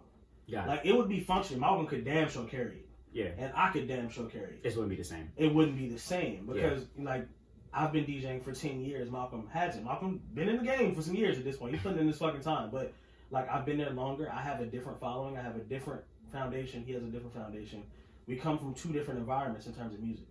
You know what I'm saying? I come from the underground music scene. He comes from being a DJ that worked from the ground up. You know what I'm saying? I work from a different ground. So you know what I'm saying? We just have different foundations in terms of DJing and in terms of where we met our names. So we need each other for real. And like I can be Malcolm's employee Malcolm could be my employee. It really wouldn't matter because we both gonna have outside endeavors that are strong enough to where the ego doesn't matter. Like, yeah, I'm Malcolm Xavier, or yeah, I'm Marauder, but I also work for Malcolm Xavier, or I also work for, like, it doesn't matter. Like, who gives a shit? Because if Malcolm worked for me in any facet, he's still Malcolm Xavier. You know what I'm saying? And if I work for him in any facet, I'm still Marauder. It doesn't matter. But that's because you guys have made names for yourselves. Let's talk about like early in the game when you don't really have a name for yourself. Like we just kind of starting off fresh. Like the whole game is new to us. So like I guess let's take it away from music because obviously in music you gotta build yourself up to even start anything. I work for Rasheed basically. What does that even mean? How? Rasheed was a manager at theirs. Oh yeah. I worked for him. We had no problems. But that was like somebody else's corporation. What if that was his restaurant, right? I would have had a ball. You still had a blast? I had a blast. Yeah, I think it would have been lit. It'd have been lit. We had so much. I just think that sometimes I guess both dynamics have obviously have their pros I and work cons. for Aaron. Yeah, I guess both dynamics have their pros and cons. I just think that it's a little easier on everyone if it's like if someone's a boss or someone's not a boss, but someone's the boss, and then the other people may be employees because that's the role that they want. Because sometimes you can sit down and you can have a conversation about a business, and it's like, I don't want to be a business owner. There's something within the business that I'm really excited about. Yeah. Perfect example, like this joint. Like, when we started the podcast, you just said you just wanted to engineer the joint, but now you're here with it. But, like, that part is what you were really excited about. I was excited about talking shit. So it works for us because it looks like, yo, it's my podcast and it's y'all. But really, it's us. But everyone just has their piece that they play. I think it's a little easier if there is someone that is like the quote unquote boss and everybody else is an employee, but they do what they want to do within the business. Right.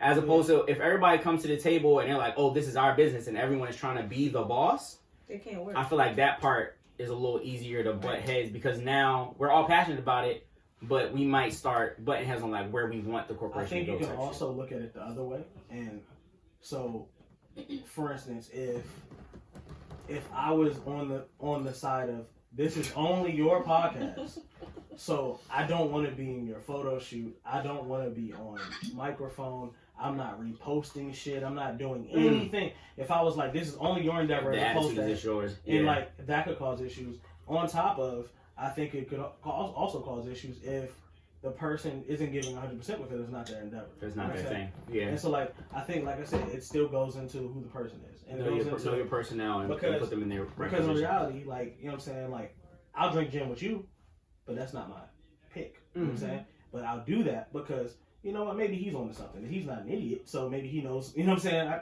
trust his judgment, you feel me? So, got it. And I think that's where it could get. When I was in high quality back in the day.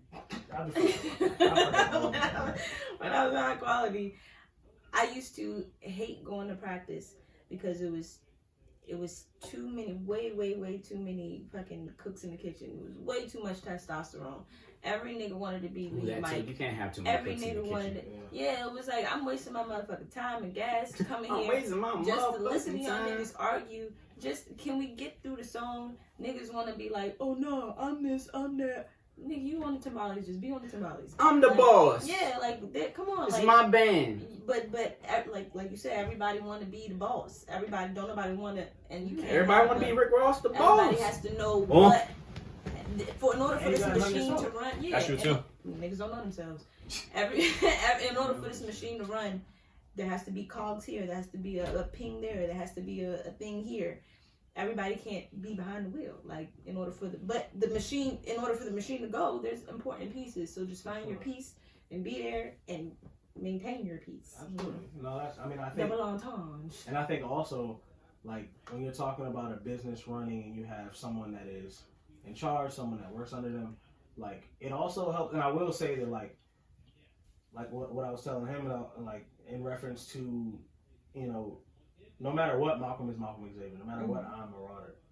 Like if I'm, I think also part of me working, I worked on, technically Aaron was my boss, or he was a lead. I was under him. And when we were working at the airport, Aaron was an authority figure. You know what I'm saying? So I had to answer to him, but that's my friend. I never take advantage of him. And you know, Aaron's a nice person. sometimes too fucking nice. I would always be on his side, like, yo, stop being so nice to me. Yeah. Because he's so, I'll fuck you up. Yeah, Stop being literally. so nice, I'll fuck you up. He's an authority figure to me. I'm telling him, stop being so fucking nice. Like, we at the airport, so niggas is ruthless. You know what I'm saying? But I will say, and like that's what V was saying. Like, it is partially because I knew I was Marauder, no matter what. Even when I was working and Rasheed was my manager, I was still Marauder. So I still had goals set where I knew I was going to do this. I was going to get to at least this point where I can do this. So I think part of me being able to be an employee for like all the years I was working under someone is my ability to be able to say, I still have something that I can do. Right. And I'm going to do this either way. I can be working here and I'm still Marauder. I can do, like I was at Darius, I was still DJ Marauder. Right. I was working at the airport, I was still DJ Marauder. And like, What if that was your thing to do for the rest of your days? And that's why I was saying I don't know if my view might be skewed because I always had a goal away from. So this was just passing the time, so I can work for one of my friends, or I can, you know what I'm saying, like Rasheed's my manager. I'm not trying to be the boss here. I got something else. The owners and shit trust you and fuck with you. Look, I'm not trying to cause no static. You clearly know what the fuck you doing. I trust you. Yes, yeah, boss. like, I guess that's what I'm saying. Like in a situation like the one that we have, right? Yes, it is. Let's just say that like the offers started coming in, and I'm just grabbing offers, or like to equate us to like the Joe Budden joint. Like them niggas was like, yo, go get the bag to this man, and he's turning down numbers type shit. Yeah. If I'm them, I'm like, I mean that bag look a little good, bro. Like I trust you, but also. So you're just not gonna take none of these? Like you're not gonna take none of them. Like I feel like when you are, for lack of a better term, when you're an employee in a situation, it's just kind of like sometimes you want to do more, say more, but it's like a call sheet. This person at the top of the call sheet, we kind of go as this goes. But I think our view is still a little skewed because we're all embedded a little more within each other. You know what I'm saying? Like Malcolm, I mean, obviously Joe and Maul and Parks and Rory, they're friends, but they aren't intertwined the way we are. Like, we live together. You know what I'm saying? Me and Malcolm we've grown together within music. We've known each other since we were underage. We were children. You know what I'm saying? We were under 18. We knew each other very well. I knew Malcolm when he was 16. I was 15 or whatever. So what you're saying is, if bags were on the table, we would be good, but we don't really know where Yoko fits in. Because we've known each other forever, we just kind of met her. First of all, so maybe replace her with somebody. Whoa, no. wax on, wax off. No. I think maybe. I also think that she's logical enough. That's what I'm saying. We've known her since she was still young. Like we were all young. Yeah, I was underage when I met y'all too. No, I don't know why. You weren't. I was. You weren't in high school. I wasn't in high school, but I was underage. You were under 21. I was definitely. That's what I meant. No, I might have been. No. I might have been. What year was that? I think I might have been 18. The girl I met you through? I think I might have been 18. Yeah, no. Right, and so I might have been 18. Because she's a year older than me. When we got close with you, you were definitely over 18. I was definitely probably 18. When we got close. I was a teenager. When we first met you, we didn't like get I feel like I did not. Okay, no, when y'all met me, I was over 8. I mean, not met me. When y'all got close to me, I was over 21. Okay. Just, we I don't even think I met you. But I don't even think I met you as a teenager. Okay. I was a teenager. Okay, if you were 18, we were only like 20. Yeah, y'all might have been 20, but I was a teenager. Yeah, okay. No. I was definitely. By the time I met Yoko, I was drunk. I was not. I didn't meet her when she was underage. I'm just saying. I was definitely drinking. No. That's why I didn't say drinking. I was drunk. Hold up, guys. That means I was buying my own. Hold up, guys. We're just not running with the narrative. We be hanging with teenagers. We're not doing that. But that's only 2 years. A 20-year-old hanging out with 18 is not wild. I know that. I'm clarifying that we were 20. For clarity. Yeah. But also, that's what I'm saying. No, I feel like when I met you were of age because I was drunk. I mean, I was. We was drunk at 18. No. I was drinking at 18. I was drunk when I like now. I went to the store. I said, "Yo, ring this motherfucker up. This is me." No, that's not right. Because when I left Coppin, I wasn't 21 yet. When was you? And you turned 21 before me. When was you? So you might have just turned 21. When was you? How old were you at PG? 2012. If it was 2012, then I was 18. So y'all met me when I was 18. Oh, I need to see somebody because I was drunk when I met I know for a fact when I met Yoko, I was drunk. So I shouldn't have been drunk then. Yeah, That's crazy. I turned 21 November 2012. Right. So I was 20 when I met you. And so I turned 18 May 2012. So he was 20. I was 20. She was 18. 19. You was 20. Yeah, fried.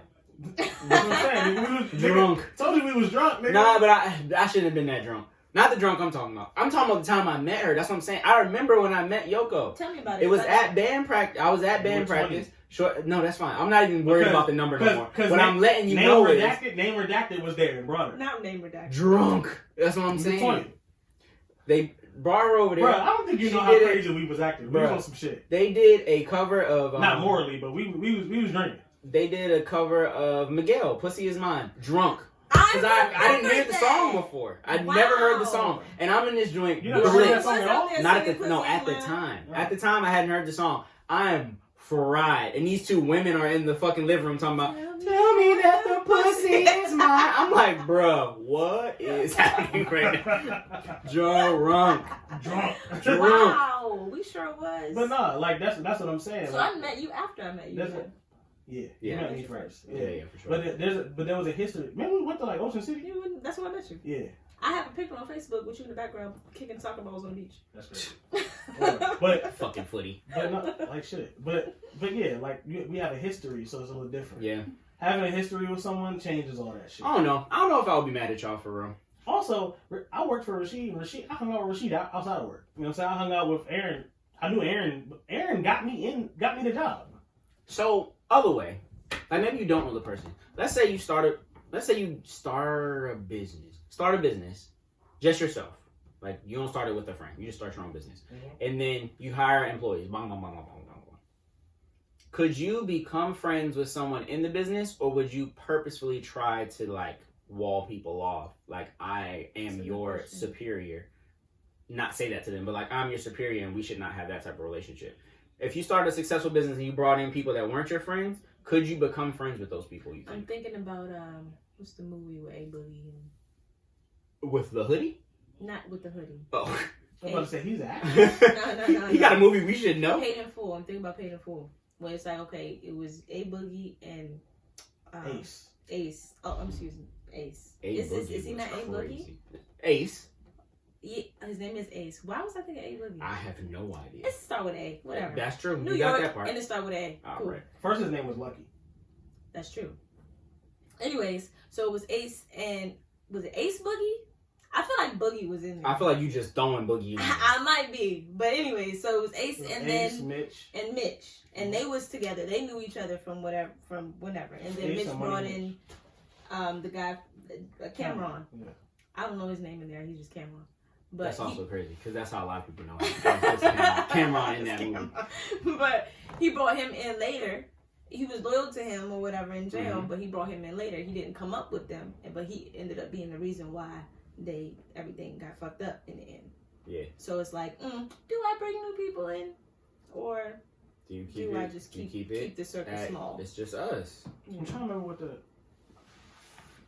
Rico. Yeah. Rico. Yeah. Hey, watch me fuck this bitch. That's wild. You ain't even see me put my leg up. That was my favorite line. That's the bar of the movie. Bro, you didn't see me put my leg up. You didn't see when I put my leg up. Again. Is that not weird? What? So if like a nigga just threw on his own podcast for another time. No, that's weird. Podcast. It is weird, but podcast like, for another time. And then everybody just sitting there watching it. Like, on top of in the club? Yeah, that's nice. Like, what is going on? But that line was lit. You ain't see my leg up. Like this nigga like, hey, when I put my leg up. That's when I was dogging that jump. You should see it. That's crazy. No, I'm good. Actually, turn it off. I'm good. Thank you. But yeah, it's on the speakers and shit in the club. Because of that's my crazy. That is wild. Sidebar. Did you know that Busy Bee was the host in the club? No. So Busy Bee is KRS-One's brother. Busy Bee is the first rap artist. I didn't know that. Fun fact. Busy Bee. You ever seen the movie Wild Style? Oh, It's a movie called Wild Style. It's about rap artists and whatever. Busy Bee is the first solo rap artist to get a record deal. because initially when rap artists were getting record deals, they would sign a group. Yeah. Like Boogie Down Productions Right. or whatever, Grandmaster Flash and Furious 5. They would sign groups. Mm-hmm. Busy Bee was the first artist to get a solo deal. And he's KRS One's History. brother. And if you watch Paid in Full, when they go in the club, that's Busy Bee on the mic. So he says, yo, it's your DJ Busy Bee. He's the one talking all that shit. That's Busy Bee. Oh. Just hip hop fact of the day. You know? Hip hop Fact of the history. day. And Busy Bee came to my one of my professors in college was Busy Bee's DJ. Hey. And he brought him to class, and we had like a lecture for extra credit on a Friday For show evening. and tell. No, like a He Friday brought evening, he him was like, for come show to the lecture College hall. show and tell is He crazy. had us come to the lecture hall for extra credit one Friday. Mhm. So I come in there and I think we just about to watch something. We just watching Wild Style. I'm like, why the fuck are we watching Wild Style? And I was one of the I was one of the few people that knew what movie we were watching. I'm sitting here like, why the fuck are we watching Wild Style? And then the movie's over, and then Busy Bee walks out, and I'm like, what the fuck? Like, why the fuck is Busy Bee here? Like, Whoa. and then he's like, yeah, I forgot what his DJ name was. He was like, yeah, I'm so-and-so, I'm Busy Bee's DJ, and this is Busy Bee. He's going to talk to you about the movie. You all get extra credit. I'm like, That's what a hell of the an fuck? extra credit. Right. I had That's a, an extra, I had extra a credit. ball. I was like, oh, this is lit. Oh, it's You're in fucking lit. I was just going to be drunk anyway. Like, I was just going to be trying to figure out how to get a bottle at this point. Also, I realized that we said that, well, not we. I'll take responsibility. I also realized that I said that before I was 21, I was drunk. Kids, don't get drunk before 21. Yeah. You should wait. But, you know. Actually, don't drink it all. statute Alcohol is of bad for you. limitations, I But also, assume. Gin Papi. welcome to the Gin Papi podcast. It is we in Maryland. They talk about some Man, lyrics I was against you and shit. I was going to college in West Baltimore. Born and raised on the playground is where you spent West your days. Baltimore. All Born right, and so raised on the again, playground. to the West? to the point. point. This nigga. Born and raised. I'm there. That's what I think about my days. Nah, that's fucking crazy. But which one of you guys thinks that you has the gusto to fire your friend? Me, I'll fire my friend. You fire the shit out your friend? Oh, Fire absolutely, shit on bro, my friend. You'll fire your friend? I don't think I can fire my friend. Why? I've been in position to fire my friend before. I didn't fire them. And I will tell them, look, I love you, and you know you fucking up because if you my friend, first of all we talk to each other on some real shit anyway. So bitch, you know you fucking up. All right. Nah, I couldn't fire my friend.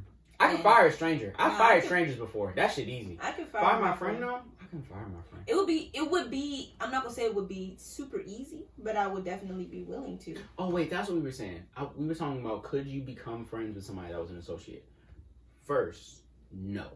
Could you become friends with someone that is an associate? That's supposed to be Is like that your how? Is underling. that not how friendship works? No. It's Oh. like if I was a boss and like I started a business and I brought people Oh, on, could I oh. be friends with them? Oh yeah, no. no. No, y'all Not guys, if you y'all met guys, each other through a professional. yeah. No, setting, y'all whatever. guys stay at arm's length. Yeah, and yeah. then if I had friends that worked for me, could I fire my friend? No, I don't think I could fire my friend. But even if their actions Even and things if. are bringing. Nah, I would their try to shit figure it It's out. down. terrible, bro. The business gotta succeed. Look, Yeah. I'm just letting you know. I didn't say it was right. I'm just saying I don't think I could fire my friend. My friend, I don't think I could fire my friend. So you would tell somebody else to fire them? No, I wouldn't even get them So fired. you just wouldn't. I hire would your friend. figure it out. You I would would- either. You would create an entirely new. No, I would. Position for them. To I go would. do I would do something. one of two things. I would either find someone to come in, another person on the books Mhm. to lighten their workload, or I would take it on. I don't think I could fire my friend. Or But what if or they're if you know your friend. sabotaging shit? Like it's not even a workload. Sabotage shit. is different. You So know, If I see that So, you are like- part of the business and maybe you're just not that good at what I thought you were good at, then I wouldn't fire you. If Or you say- were literally just like pulling cords out and we run a switchboard business, like no, you out of here. That's crazy. Like if we doing a podcast and then in the middle of the podcast you just fucking pull a cord so out, say- like all right, nah. So say that you know how we said in the beginning where it's like, okay, this person feels more CEO-ish or whatever, and this person feels more managerial, and Mhm. that's just where the card, that's just how shit works, Mm-hmm. and everybody agrees. But then later on, they start feeling themselves, well, if it wasn't for me and my things, then this, the business wouldn't be whatever, and they want to start becoming CEO-like-ish or whatever. At that point, how would you handle that situation if your friend was trying to undermine you as the If CEO? someone was trying to undermine my authority, Mhm. that's a little different. That is kind of in the same bag as sabotage. So like Mhm. we sitting here recording a podcast, it's going good, and you just run up and smack the camera down and fucking pull the cords out. It's like, without me it would be nothing. And that's crazy. No, you got to go. Yeah. Someone that's going to try to undermine me is now fucking up the business. I'm just saying, if I have a friend, like in any business, you have a person that just slacking. I don't think that I could fire my friend if they were a slacker. Okay. Like, No. I would just try to fix it because I want to do it with my friends. I'm fine you slacking if it's not justified. Right. Like if you're not going through, and especially like, if we had conversations about it. Yeah, and if I know you're going No, through I something, feel y'all, and I think that y'all are Right. perfect for getting them out of there. I'm saying I don't think I could do it. There's something I couldn't sit across from my friend because I've fired people before. I couldn't sit across from somebody that I fuck with and have fucked with and been like, yo, bro, you fired type shit. I can't do that. No, I wouldn't have joy in it. Like, No, I don't know. First of all, when I fired the people that weren't my friends, I didn't do it with a smile. I still felt the way. But I'm saying if my friend was across the table from me and I was like, yo, you just not working out. I don't think I could ever do this isn't working out, you're fired. Let's make sure nobody that works in your line of, in your business or at your job hears this because they're going to try to befriend you so they don't kick it. Right. But we can't be friends like that. True. We're never going to be friends. The people I'm talking about I can't fire are like y'all. A person that's just like, oh, we work together and we can kick it together. It's just like, nigga, we can kick it together. Whatever I apply. The fuck? Right. You have a job for life, nigga? What the fuck? Like, if somebody that I just work with is like, oh, we friends now.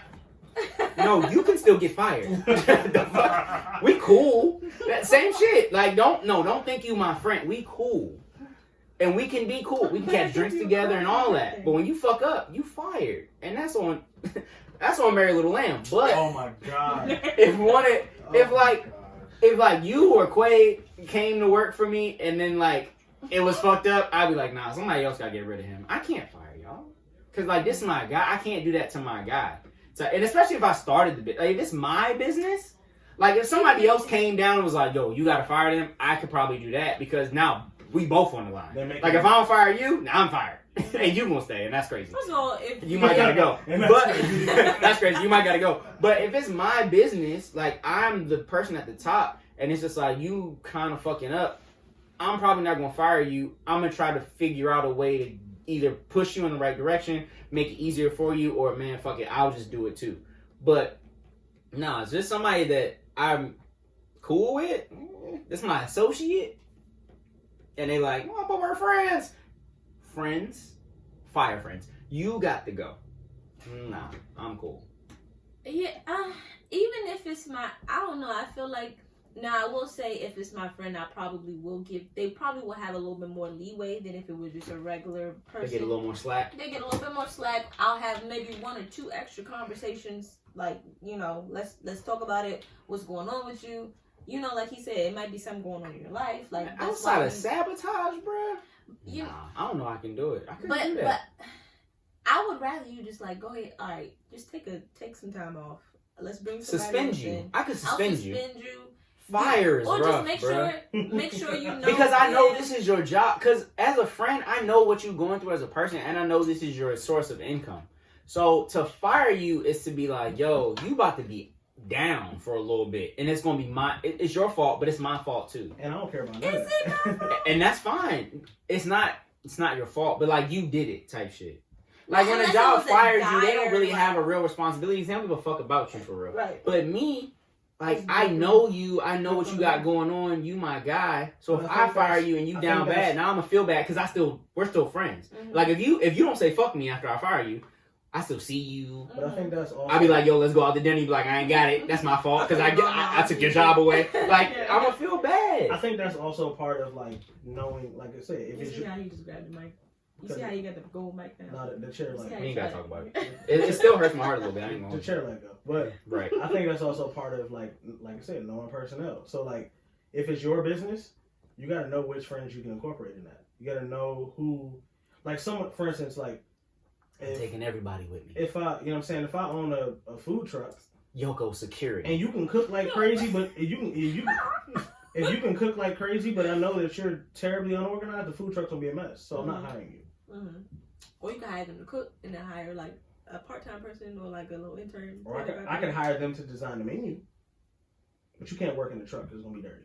Mm. But if I just know that about you, or yeah, true. You know what I'm saying? I mean, but let's say that you pre-make the food. There's people. But that's what I'm saying. What if you hire them for the thing that they're supposed to do, but they just don't do it as well as you thought they would? Like Yoko just told us that she's a graphic designer, right? Let's say I start a business and then I'd be like, hey, do this logo for me. And she sent the logo back. And I'm like, it's not great, but it's cool. Like, it works. Well, she made it on Android. Yeah, you feel me? She did that joint in paint, but like, she did it. Oh, it looked like my hoodie. Yeah. It's pixelated, but you know. You better stop playing with this hoodie before we make it a real thing. Do it. And she on your heels, Slim. But No, I would feel First of all, so bad. Put it off the script.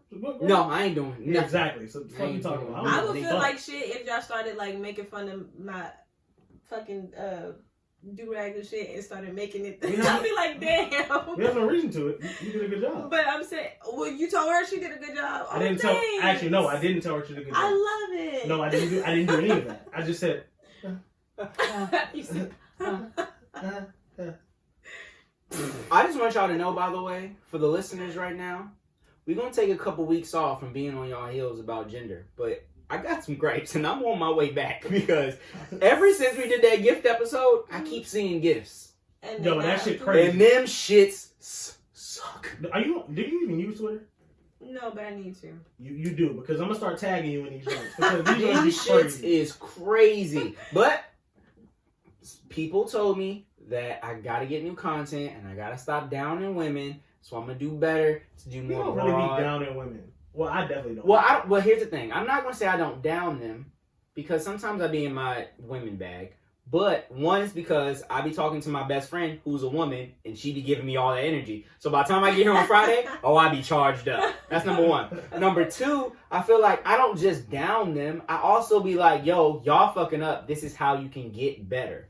I don't just throw salt. I be like, yo, your gifts suck. But here's how you can give better gifts. Yeah. And I feel like I do a service in that. But I said I'll be down in women, so I'm going to do some more broader subjects. But when we get back, oh boy, I'm charged up. Because I keep seeing these gifts. Yoko. These shits is trash. Yeah, no, These shits is trash. That little Christmas to the January stint, they was like, would you like this? Nigga. All right. What is it? Say, I'm going to show you. Don't even worry about it. We'll talk about it. All right, cool. Can't wait. Oh, we can't either. Yeah, that's a fact. I'm proud of y'all. I'm glad that y'all can fire your friend. I don't think I can fire my friend. I think got it in I'm me. the best gift giver though, but you know. I don't think I got it in me. I I don't know about that one. But yeah, no, I It was don't think I real can fire. personal, I you know? don't think I can fire. It was It was extra personal. super personal. But yeah, no, I don't think I can fire my friend. You could fire Mina. So Mina's your real estate agent. She starts showing you houses, Mm-hmm. and you buy and then a client of yours. Say you're in finance. You're in finances. You're in finances, and one of your clients is looking for a house, and you start a situation where I'm in finances, and one of my clients is looking for a house. Yeah. That's not my job. I'm I in know. finances. Okay. So oh wait, no, I had a good setup. Wait, I had a good sometimes setup. business managers will just do that. They'll That find is true too. the home for you, right, or whatever it is. Anything that has to do with spending large amounts of money, they'll find it for you, right? Okay. Mm-hmm. And so you hire Mina to be the real estate agent for that deal, whatever. You're just working for your client, and she finds a house. Your client walks in the house, and they fall through the floor. Hey, no. That's not her fault though. Wait, no. That's what I'm saying. What That if means she didn't step foot in the house. We talking off the foyer, the front door. Yeah. and she's looking for a house? What if Yoko's looking for a house and hires Mina and she falls through the floor? Yeah, that That's too. what I'm saying. I'm saying, do you keep using her or do you find somebody else? Or is she just showing you houses and you After like, you get "Bruh, out the this is hospital not and you what get I'm out your talking about." cast, you get out your body cast. Do you not use Mina anymore? Do you fire her and find a new real estate agent? But in that instance, okay, that's not really a good one because I don't think that's her fault though. She's supposed to walk it through before she She's walks definitely it through. supposed to look at the house. So first. she's supposed to break her legs first. She's supposed to walk it through. Whether she fall through or not is different. But she's I supposed feel to like walk falling through. a floor is an illusion. We The talking about- floor looks like No, it's not an illusion. You supposed felt that, to mom. No. be secure. No, because anyone that's a real estate agent knows that this is gonna get a little deep. But you know if a floor is weak because you can see that the roof is fucked up, and that means the water's traveling in it.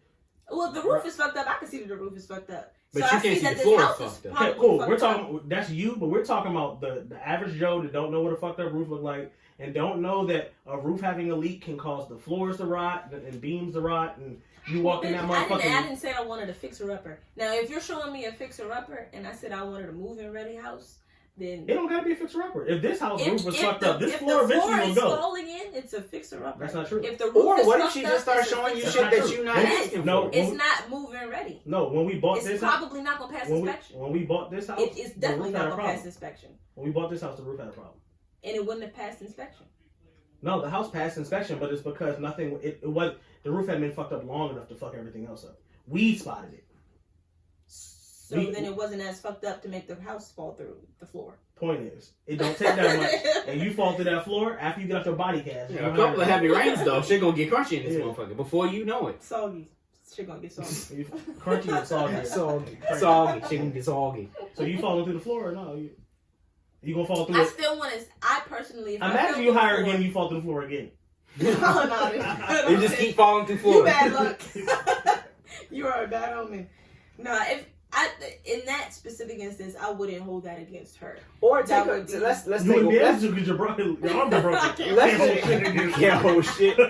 Let's just take away the you falling to the floor shit. Like, if you are just like, yo, this is the type of house I'm looking for, and she just showing you crib, and you're just like, no, I keep telling you this what I want, but you're not showing me what I want. Then that is something different. That's something that's more realistic. Then you're not in that point. I'm like, okay. Are you going to fire her and find another real estate agent? Like I said before, because you are my friend. Because you are my friend. No, I don't have a problem firing. But because you are my friend, I will give you more time. I will give you more leeway. Like, we're But going to have a eventually she got conversation. So So if we have a her legs conversation, broke, she giving us time. You got nothing but time at this point. Nah, she ain't fall through no more. No, The house like- is not what you like. So if I'm telling you I want a 2-bedroom, no more than, I don't know, $300,000 or whatever, and you showing me 5-bedroom, $700,000, She still got to get her sale, baby. that's what I'm saying. So bitch, do you care about me, or Nah, do you? the Are you commission? trying to be my real estate agent? I still want to go to dinner with you, and I gotta make this money, baby. So, but if you keep showing me shit that I'm telling you I'm not interested in, I'm gonna have a conversation with you. Okay, this is this. Look, you're Slim, not doing this. You're not doing what And I if you need you to do. continue At to least do you didn't those fall through the things, floor. You know? if you continue to do those things, At least you didn't fall then through you're the floor. not the It's best crazy. option for me. And I probably will say, hey, look, at this point, I'm about to go pick up Marauder because he ain't got me falling through the floor. At least he Marauder know can better. spot a soggy roof. You know what I'm A saying? soggy roof and a weak flow. So My thing to do. I'll at Do least it. give you the courtesy of let's have a conversation about it first. Either you gonna fix it or not, and if you're not gonna fix it, know that I still fuck with you. But I don't think that this is, I don't think right now this is the best partnership. I'll probably go with my mom or someone else or whoever the fuck else is around. Alright, Marauder, so you enjoy club, come on bad times. Either bitch, you show me my fucking shit like I said, or You do what I say, motherfucker, it's over. over. You enjoy club, come on hard times. You ain't really doing the gigs the same way y'all used to. They ain't really moving like they used to move. And you gotta fire somebody from Joy Club. You got it in you? Yeah. All of them? You can fire everybody? Big Bacon? Fuck you. You can fire Big Bacon? You. I feel You're like cool. Bacon would leave before she get fired. But what if Big Bacon had to get fired? You think you could fire Big Bacon? Her eyes, the curls. You could fire her? You can fire the curls. If I was you, I couldn't fire Big Bacon. I will say I would never want to. I would hate it. But if I had to, I would. But she'd hate me. Big Bacon could be friends with y'all no more after firing. It would take her some time. But like I said, I think that Bacon, as a brand, she knows how damn good she is. So I feel like she'd be. It wouldn't stick. It wouldn't hit her as hard. Because this not her only gig. But it would hurt her. It would hurt us so much because we value her so much. And Got you. she's a true asset to what we are. So it would. She would have to do something nuts. But that's another thing. So do you think If she would know. I'm saying. She would Yeah, like that's it what would I'm be. saying. Alright, If so I what- knew I fucked up. But what if it wasn't Okay. nuts though? What if so? Like if she was just coming to our events and just like breaking glass and shit. Like, But not that.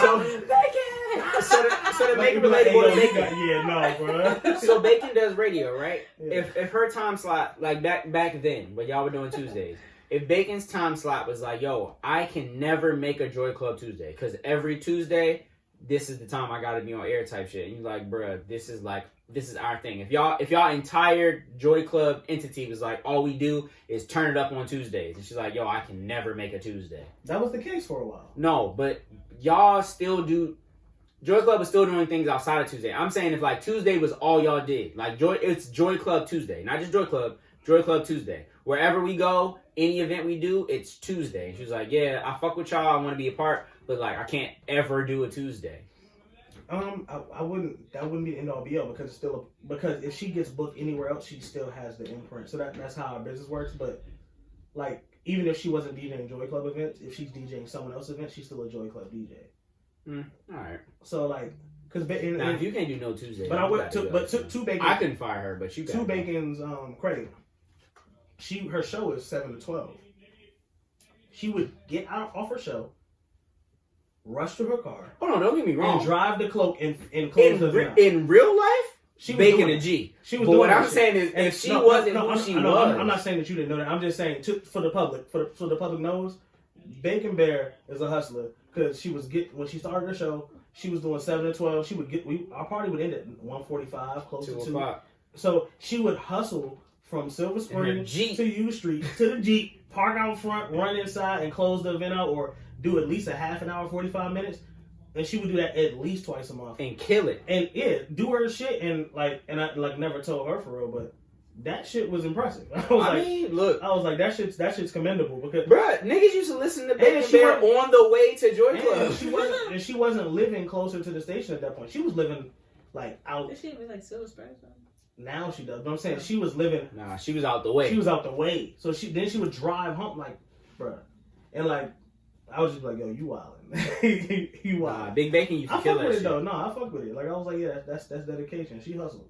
But no, like if she was, that's what I'm saying. Without that hustle, she was like, yo, actually, I got a show on Tuesdays. I can't fuck with y'all on Tuesdays. I know Tuesdays the only day that we do parties, but I want to be party y'all, but I can't do Tuesdays. Like eventually, you would have to be like, bro, if you're not going to do no parties on Tuesdays, you gotta go. You think you could have that conversation where it'd be like, yo, you fired. Or would y'all like commandeer a new day based on? We would probably try to find another day where we can incorporate her. Yeah, see, that's what I'm saying. I don't know. I would have to figure it out. Like, I don't want to fire my. Like I said, you got to do something. You got to do something that's like, hey, yo, we both. All right. So what if y'all was like, I got to fire you though, because you know you. No, but that's what I'm saying. What if it was like, yo, you got to find a day? And it's like, all right, we're gonna do Tuesdays and Thursdays now. She's like, actually, I can't do Tuesdays or Thursdays. Could you fire her? Is it not because of her show? No, still. Yeah. Cause maybe the second one was like, nah, I got something else to do on Thursday. I would not. Like I got my show on Tuesday and like Thursday is my blah blah blah. If Thursday she said no, that's my self day. That's my bay day. Then I'll be like, all right, you lunching. Thursday my bay day. I can't do you Thursday. Some shit because I know your show. Say her show is only Tuesday, Wednesday, and then Thursday she's off. Thursday, Friday she's off, and I'm like, bet let's do something Friday night. Nah, Thursday's bay day. That's my relaxation day. That's nuts. I was like, that's nuts. All right, guys, let's wrap this up. I think. The moral of the story is if you are going to start a situation, a business, a LLC, incorporated, a co, with your friend, you need to make sure that your friend is as interested in your company as you are, and you need to make sure that everyone is playing their proper role. There can be more than one boss, but somebody has to be responsible for everybody else. So everyone is good at something. Figure out what everybody is good at, and then from there, put them in their position so they can shine to their optimum shine. Because everyone doesn't have to be a CEO. Everyone doesn't have to be at the top of the totem pole. Sometimes people are really good at admin shit. Sometimes people are really good at design. Sometimes people are really good at what happens afterwards. The branding, the engineering, and some people are just the face. Everyone plays a part in a major corporation, and you need to make sure that everyone is in their proper position for your business to be proper and become something amazing. So start a business with your friends, but make sure that everyone is where they need to be. And that's the only way it'll be successful. And make sure that you guys know that if it comes to an end, it's no one's fault. Still be friends and just start a new one. You can start a new business. Businesses happen every day, B. Y'all don't gotta break up just because the business don't work. Sometimes that just wasn't the one. Sometimes that just wasn't. I mean, if you drug deal, if it don't go right, that one's easy. But I wanted to ask. So within the nightlife whatever scene. So say you do a Tuesday or whatever.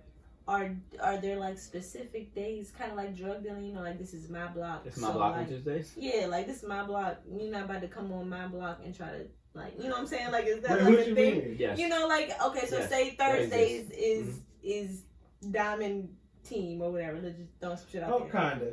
And It- so it then you depends want to on the start some alliance, though. Thursday shit, and It depends like, on the bitch, what alliance. So like, we were discussing doing a Thursday party, and we were like, nah, that's Feel Good's night, and Feel Good DC, they were doing Rose Bar. Mhm. Like that's their night. You know what I'm saying? Like those are our homies.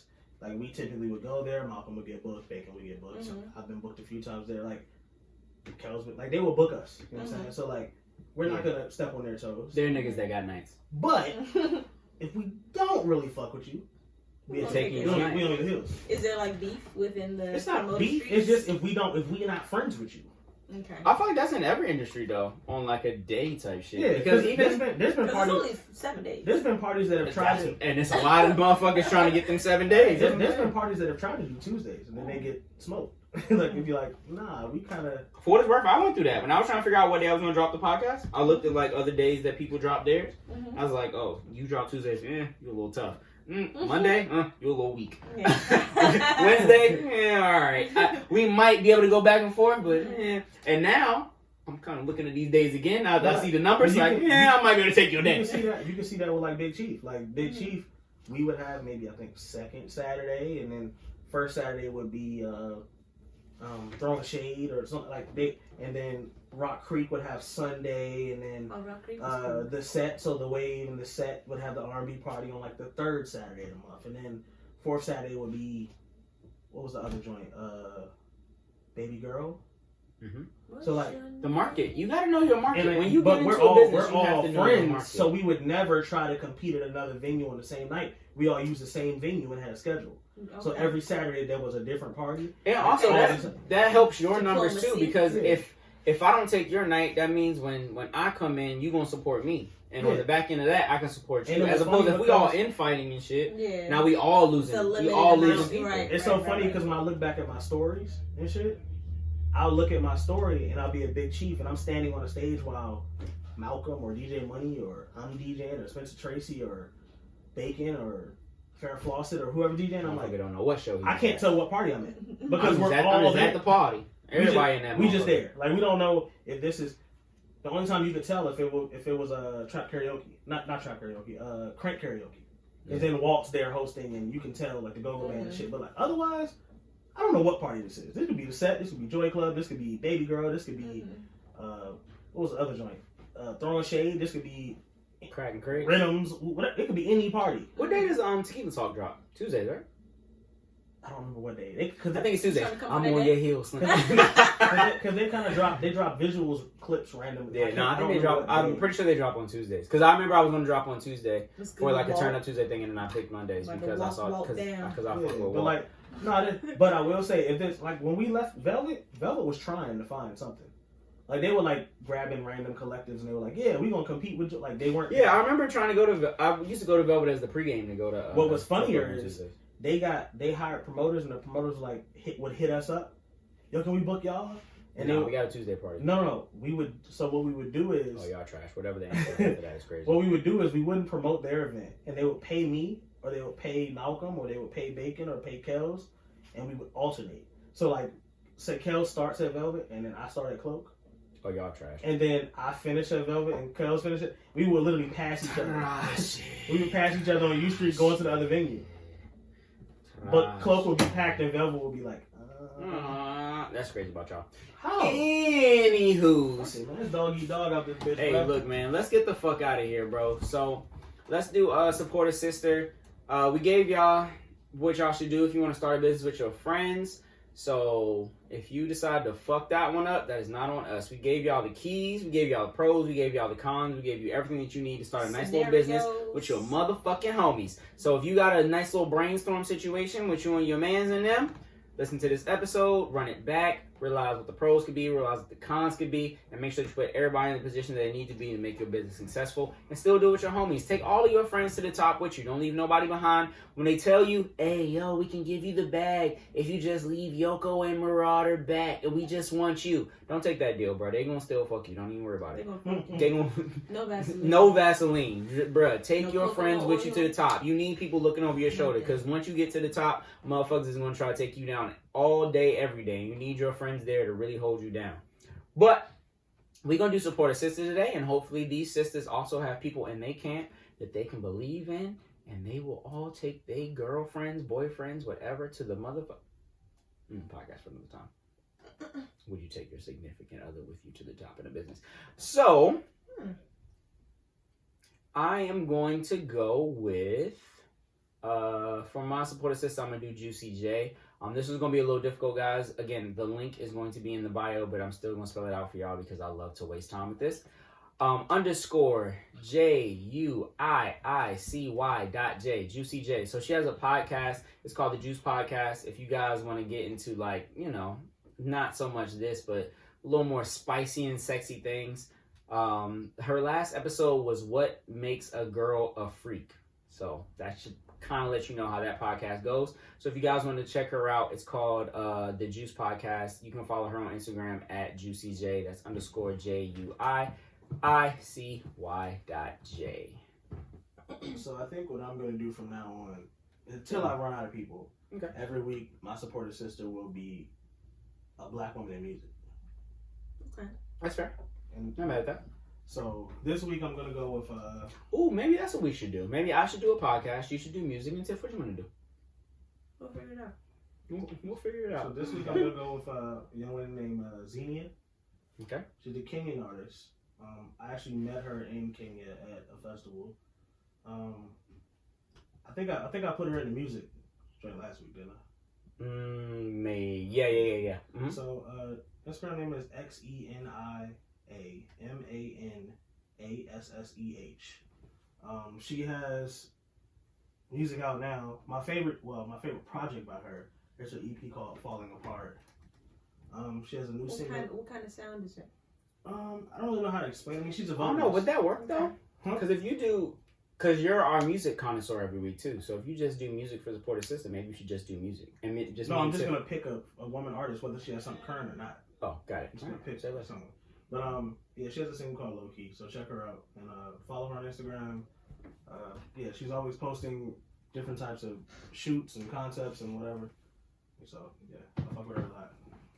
She popping already. Show me, bro. She got 27,000. That ain't a lot. So I'm gonna yes. Put it in dollars. Put what? Put it in dollars. Put it in pennies. Put it in anything. 27,000 pennies. That's a lot of pennies. That's $2,700. That's a lot. No. I didn't say put in dollars. I said put it in pennies. That's what I said. That's like what's that? That's a lot. That's a 27,000. lot of That's pennies.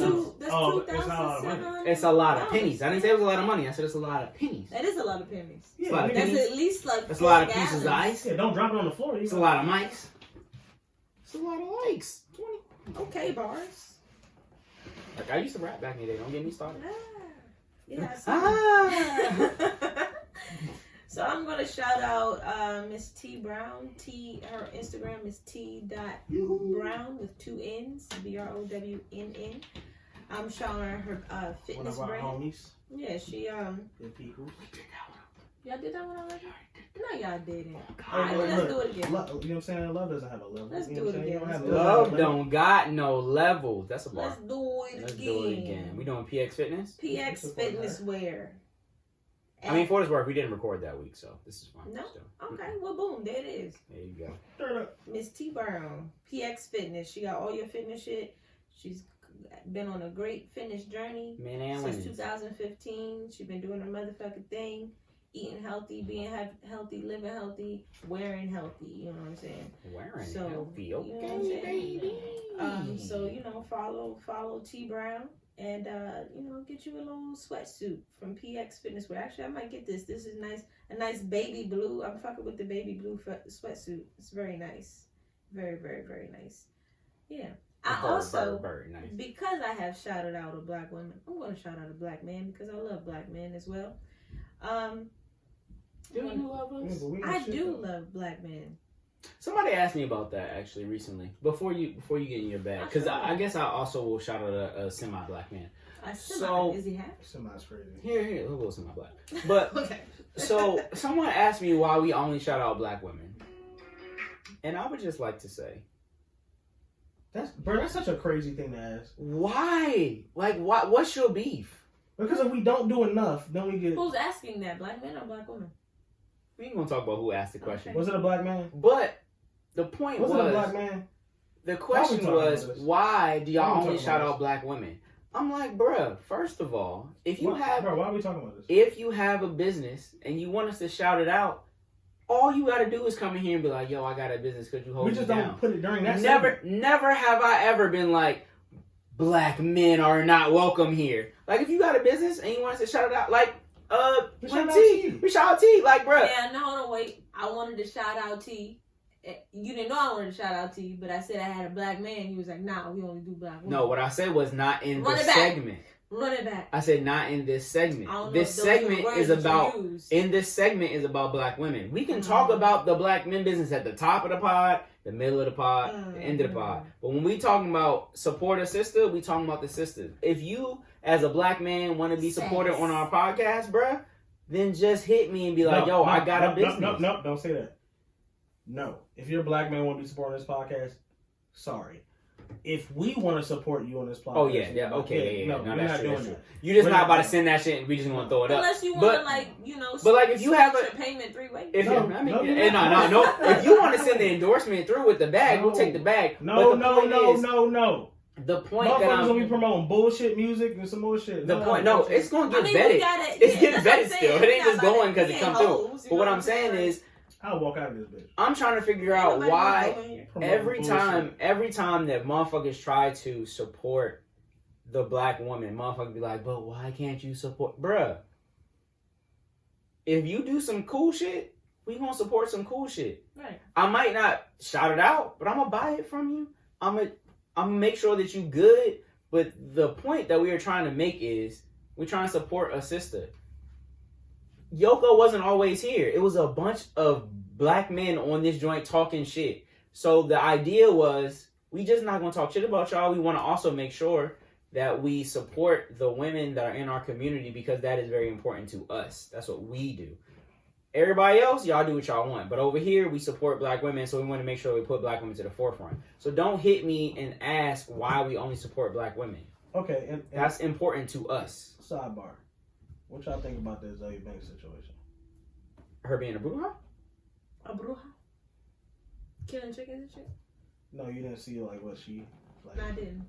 So I be basically, unplugged. everyone was online talking about she was cooking her cat. That's not what happened. Her cat died. Her cat died sometime last year, right? And she cooked it. No, so she buried the cat, I guess, to let it decompose, and then she boiled the bones in peroxide to clean the bones, and was sending it off to get it preserved. But before she sent it off to get it preserved, she did some type of like cleansing or like an offering. Did she put on live or something? She posted Yeah, it. That's Come the on, problem. son. Now, like I said, That's not for everybody. there's certain things you just shouldn't put on the internet, and Yeah. I get that. But everyone was like, "Oh, this bitch eating a cat," and it was like, Of course, you know. but there's so many people that claim to love Azalea for the fact that she's into witchcraft and into the weird things and shit. But then when she showed, not that she should have showed us, but she showed us. When she shows you exactly and now what y'all she like, is, type But shit. that's What when the you fuck? It's like, bruh. you inviting that shit into your life. Like when some shit you don't. Everybody doesn't need to know everything. For sure. No. I'm not saying it. She definitely asked for it. You're asking For open judgment and shit. right. But there's a lot of women and a lot of men, I'm sure too, that be also like, yeah, I'm sage and shit. I'm about the crystals and I'm about the this type of environment of things and My this- moon sign yeah. rising. No, I'm not going. No, I'm not going. No, astrology doesn't Oh, that necessarily shit have go to hand get, in but hand. kind of. They But do. Nah, we don't need to get that ish, deep, but yeah, Kinda, nah. they do. yes, but yeah, I'm with you. Trust me. Trust me. I can go crazy. No, off he that. with you. But I'll go nuts on that. But I think There's a lot of personally, God, it's Sagittarius. they be having altars and shit in they rooms and shit. You like, hey, you want some It's I levels don't to care it about though. And bitches ain't cooking a cat. Like, bro, I thought you just. It's levels. I think it's levels to It's it. definitely. I think that there are levels to it, and there are some people that are very much into it. That because as I've been I didn't see the original video, but I saw like the backlash of it. I saw some people that are literally into witchcraft that were saying when you do things like that, to put it on video, It's bad. kind of takes For sure. away from the ritual type shit. I completely agree. And then there are people on the other side that do not know what the fuck is going on. That's that she cooking, Yeah. she about to eat her cat type niggas. Yeah. Like, also, you are opening yourself up to people that do not understand what you're doing. Right. So both sides of who you're trying to connect to don't fuck with what you're doing. The people that are into it are like, why are you putting on video? The people that are not are like, you cooking your cat. So there's Either way, you it's not a there are not there are not a lot of people Yeah. in your space that are gonna be like, oh no, what she was. It's not a lot of defenders in that. It just pisses me. As someone who is loosely associated with her, like it pisses me off because I love her as an artist so much, and I love her as an artist. Like she's brilliant. So I like, fuck with mad Brazilian based music. yeah, it sucks to see that because I can separate though. I'm because giving up on. I'm always defending On it. the I'm like social side. nah, man, like she just extremely It's hard to be on the offense with her. Because when she pop out, it's always crazy. She never pop out cool. At this point, I feel like Yeah. because it's not like she hasn't gone through her fair share of hate and bullshit and things, and it's not like like we was talking about, you got to be self aware. At some point, is she not self-aware or is she doing this on purpose? I feel like she knows the game at this point. That's what I'm saying. You got to know the game at this point because it's been since 2000, whenever the fuck that I've been hearing shit. Oh, was it Banks say shit? Oh, shit, fuck her. Blah, blah, blah. Yeah, So no, you know I feel like exactly at this what's going point on she at knows this the point. game and she knows how to play with people. Like the But still, internet with is that the shit, internet, and some with the people know how to cooking play the cat internet bones, very well. And you letting everybody into that shit. Like I'm the type of person. Whatever spiritual shit you want to do, whatever religion or whatever you want to do, that's your personal shit. But once you allow everyone else into that, when it's supposed to be a sacred thing for you, you're inviting in a whole lot of things that it's just unnecessary. I just feel like, like we could respect what you do, keep it behind closed doors. I'm not saying you gotta be secretive about it, but like It's some internet. things You are got not supposed to be for People are everybody. gonna love it, people are gonna hate it, and people are going to adore it. Yeah. And they're gonna be like, oh, I fuck with what you're doing. But those people in the middle are hard to find. People on the left and people on the right are super easy. Yeah. They can be like, yo, that's crazy. She a fucking witch. Fuck is Elliot Banks. There's gonna be people on the other side like, oh, you doing what we do, but you know you're not supposed to do it like that. Yeah. Nah, even like you still not supposed to do it like that type shit. Yeah. So But it's always going to be a situation where it's like you're looking for the people in the middle, and the people in the middle are hard to find. Yeah. Yeah. That's Elliot Banks is a special case. No, that's a fact. She's a special person. Like she is, but her whole thing is a special case. Like, what are we doing here? What are we talking about here? What's the angle? No, what's the angle? What's the angle? Can we trust you? Yeah, like what Can we trust Azalea Banks? Really? I don't know. Yeah. All right, Marauder, let us know what we should be listening to this week. Wait. No. My black man. Oh, your black man.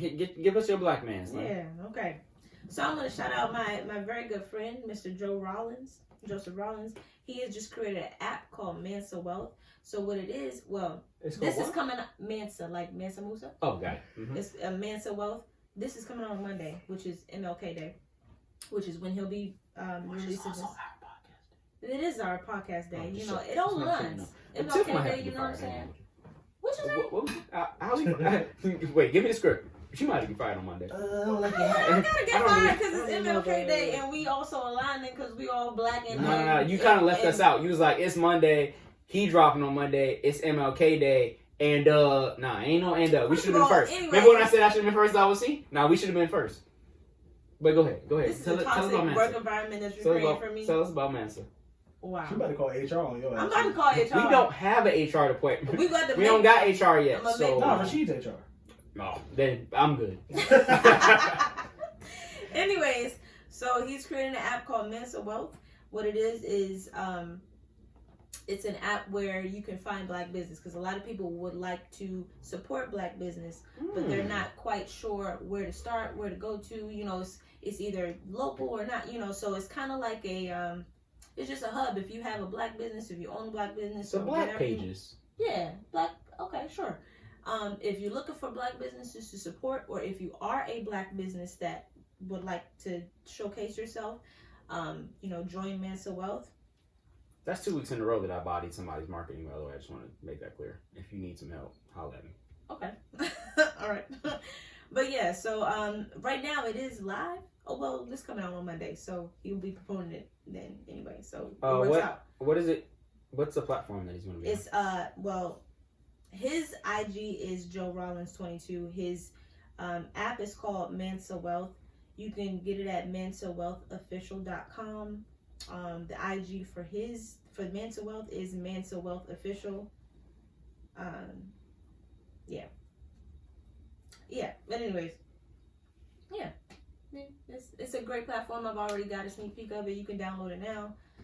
She got unleashed shit. Okay, see you, big dog. You gotta update the industry ties list. Who's at the top? I know who's at the bottom though. But yeah, I think it's a really, really great concept. I'm full supportive of it. I'm gonna let her finish, and I'm on your heels because that's crazy. You have a do-rag with your name on too. Exactly. I'm gonna let her finish, and I'm on your heels. Don't even worry about it. But yeah, no, it's a great platform. Yeah, support Black business, and that's what it is. You can download it on. I think it's free on Apple, and I think it's only like $4. It's $4 on Android if you want to get it. Oh, got it. But yeah, it's great. Let's support our Black businesses. You know what I'm saying? Keep the wealth within the community. I decided to make the horrible decision of getting tattoos today before I did the podcast. These shits hurt like a motherfucker. But also I went to go see my my light-skinned brethren, Dolphin Tattoos at Crybaby Studios. Yes. So if you're looking to get some new ink, you can go to Crybaby Studios and get. You can go to Crybaby Studios and get some new tattoos. You feel me? They are now open there in DuPont Circle. If you're in DC, if you're outside of DC, Instagram is cry.baby.studios. Yes. Take a picture in front of their Crybaby sign. While I was in the shop today, they let me know that the website is coming soon, so that way you can book online as opposed to having to send emails. But yes, if you want to get some new tattoos soon, the homies are about to make sure that it's nice and easy. And in DuPont Circle, if you're in DC, if you're outside of DC, you won't have to travel. But the work is amazing. You feel me? I have 6 tattoos by Dolphin. I've seen Symbolism, who's also in the shop, do some tattoos. Her tattoos are dope. And then Z is also in the shop as well. He does dope tattoos. And there's one more artist that, I'm sorry, I don't know his name. But from what I heard today and what I saw today while I was in there, he does amazing work as well. So you cannot pick the wrong artist in there. Everyone is going to hold you down. So the link will also be in the description for this episode. But we're not doing this every week, so just, by the way, still, sisters, so don't get crazy. Yeah. It's not every week thing. You know what I'm saying? Don't get crazy. But if you're doing some extraordinary shit and we fuck with you, then we fuck with you. We're gonna hold you down. Don't count on me. Black is everything. Yeah, so for music, Black is king. I've been listening. I still been listening to this Jasmine Sullivan album, which is, That album is so good. I listened to it the other day. You Her can't and expect anything less from Jasmine. Wait. Excuse me. Oh, excuse me. Ari. I'm about to get fired. Ari. My bad. Let Ari. me shut up. Ari. Lennox. Okay. Holla at me. I got you. Holla. That's a doable thing. I can see that this is happening. doable. It's Holla. doable. This is doable. Holla. I got you. Holla. No, you don't. But holla. What But about Rico? You just say fuck Rico.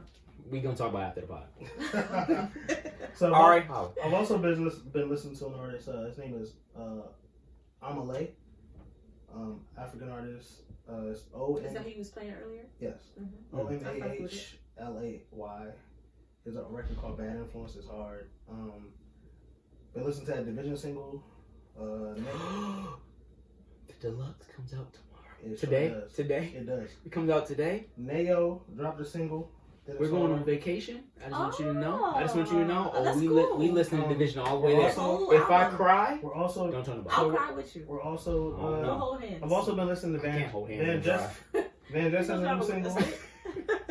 Van Jess has a single with Jimmy Tint and Garen Oh, Van Jess got a new single out?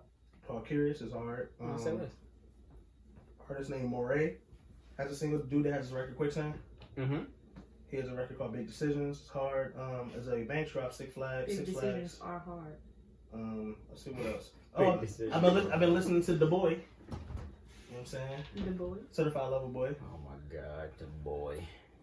I listen to it. That's a fake leak. Okay. I don't know. That's what they told me. I don't know. That's what the street said. The Is it street a said fake that's not the I album. don't know anything. You know what I'm saying? I don't know shit. The streets told me that joint is fake. And by the streets, Rory told me that shit was fake. Rory told me that shit was fake, man. It's it might end up being fake when it really comes out, because they're gonna swap some records because we got it. fact. So- But I just hope they change that. that album that album That cover was motherfucking, was struggling. Man, look, I don't care. Whatever. There's like 2 records on that joint that are hard. Oh damn! Out of the Ruined it for the- 27,000. There's only like the 10 the records. 27,000 is crazy. It's only like 10 songs. That's what I'm Look, saying. It's a fake leak. I'm also not a fan, so I mean, whatever. Damn. I can't trust no nigga that go through a woman first, but Lover that's a podcast for them. Oh, you got beef with Podcast the for boy the that loves. I don't have beef With the I just said I'm boy not a that fan. loves. So you can't, if you're not a fan, you have beef. Yes, we talked about this on the Kid Cudi episode. If you don't love him, you hate him. That's it. That's How it. you got beef with the? How you don't fuck with the boy The that loves? certified lover boy. Certified. Bonafide. Certified. Y'all done? Or- He got plaques for loving. How you not fuck with the certified Oh, lover boy? He got niggas Y'all in done? tune with their feelings. You want me Ari or Y'all not? wouldn't even had feelings if it wasn't for You Drake. wouldn't have You want me feelings. Ari or not? You wouldn't even know feelings if Oh, it wasn't he for tryna, Drake. he tryna- He not holding shit Look over at my him. head over here. I don't give a fuck about none of that. You want me Ari or not? You look, I don't give a fuck about none of that. The point is, you wouldn't even have feelings if it wasn't for Drake. If Drake didn't tell you to feel, you wouldn't feel. Oh, none of that shit. I ain't saying that. And that's on Merry Little Lamb. But anyway, Oh, the point is, guys, this has been episode 32 of the Gen Papi Podcast.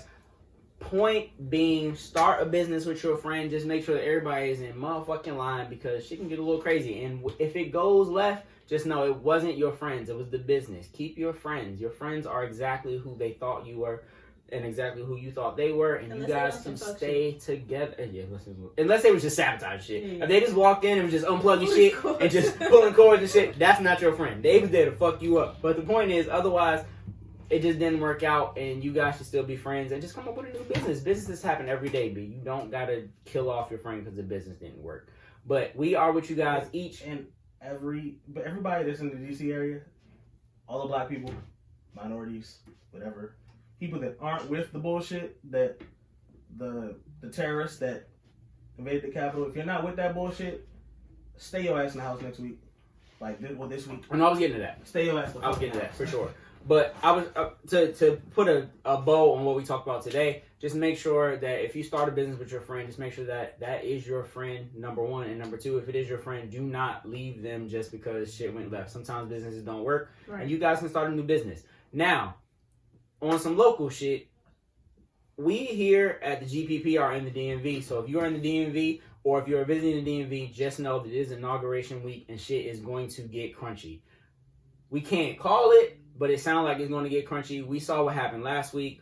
The streets was fucking flooded with crazy people that invaded the Capitol. If you can stay in the house past the panorama, stay your ass in the house. Do not go outside. Do not pass go. Do not collect $200. Stay your ass in the house from the 600 from the 19th. You didn't get your 600 yet? No, I did not. Oh, we're gonna work on that because we need that I money. didn't either. You need to stay your black ass in the house from the 19th to at least the 25th.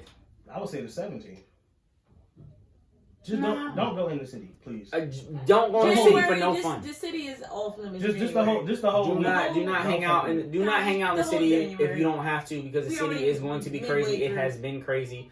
If you are around the city and you are in Maryland, you are in Virginia, please just stay your black ass or your white ass, whatever the fuck. Please stay your ass in the house because it is going to get crazy in the city. They are talking about some very insidious shit. So stay out the way as much as you can stay out the way past the COVID shit, because the streets is about to be on fire, apparently. After that, hopefully next week we can come to you guys with some very good news. But we will see you guys each and every Monday. Please like, subscribe. If you are listening to this on any of your DSPs, Please make sure you like, subscribe, share with your team. If you are on YouTube, please leave a comment, hit that little bell so that way you guys can make sure that you know every time that we come to you, which is going to be each and every Monday because these niggas will not let me miss a Monday. And we love you guys. Stay beautiful, stay safe, stay dangerous. And we see you guys next week. We love you. Adios.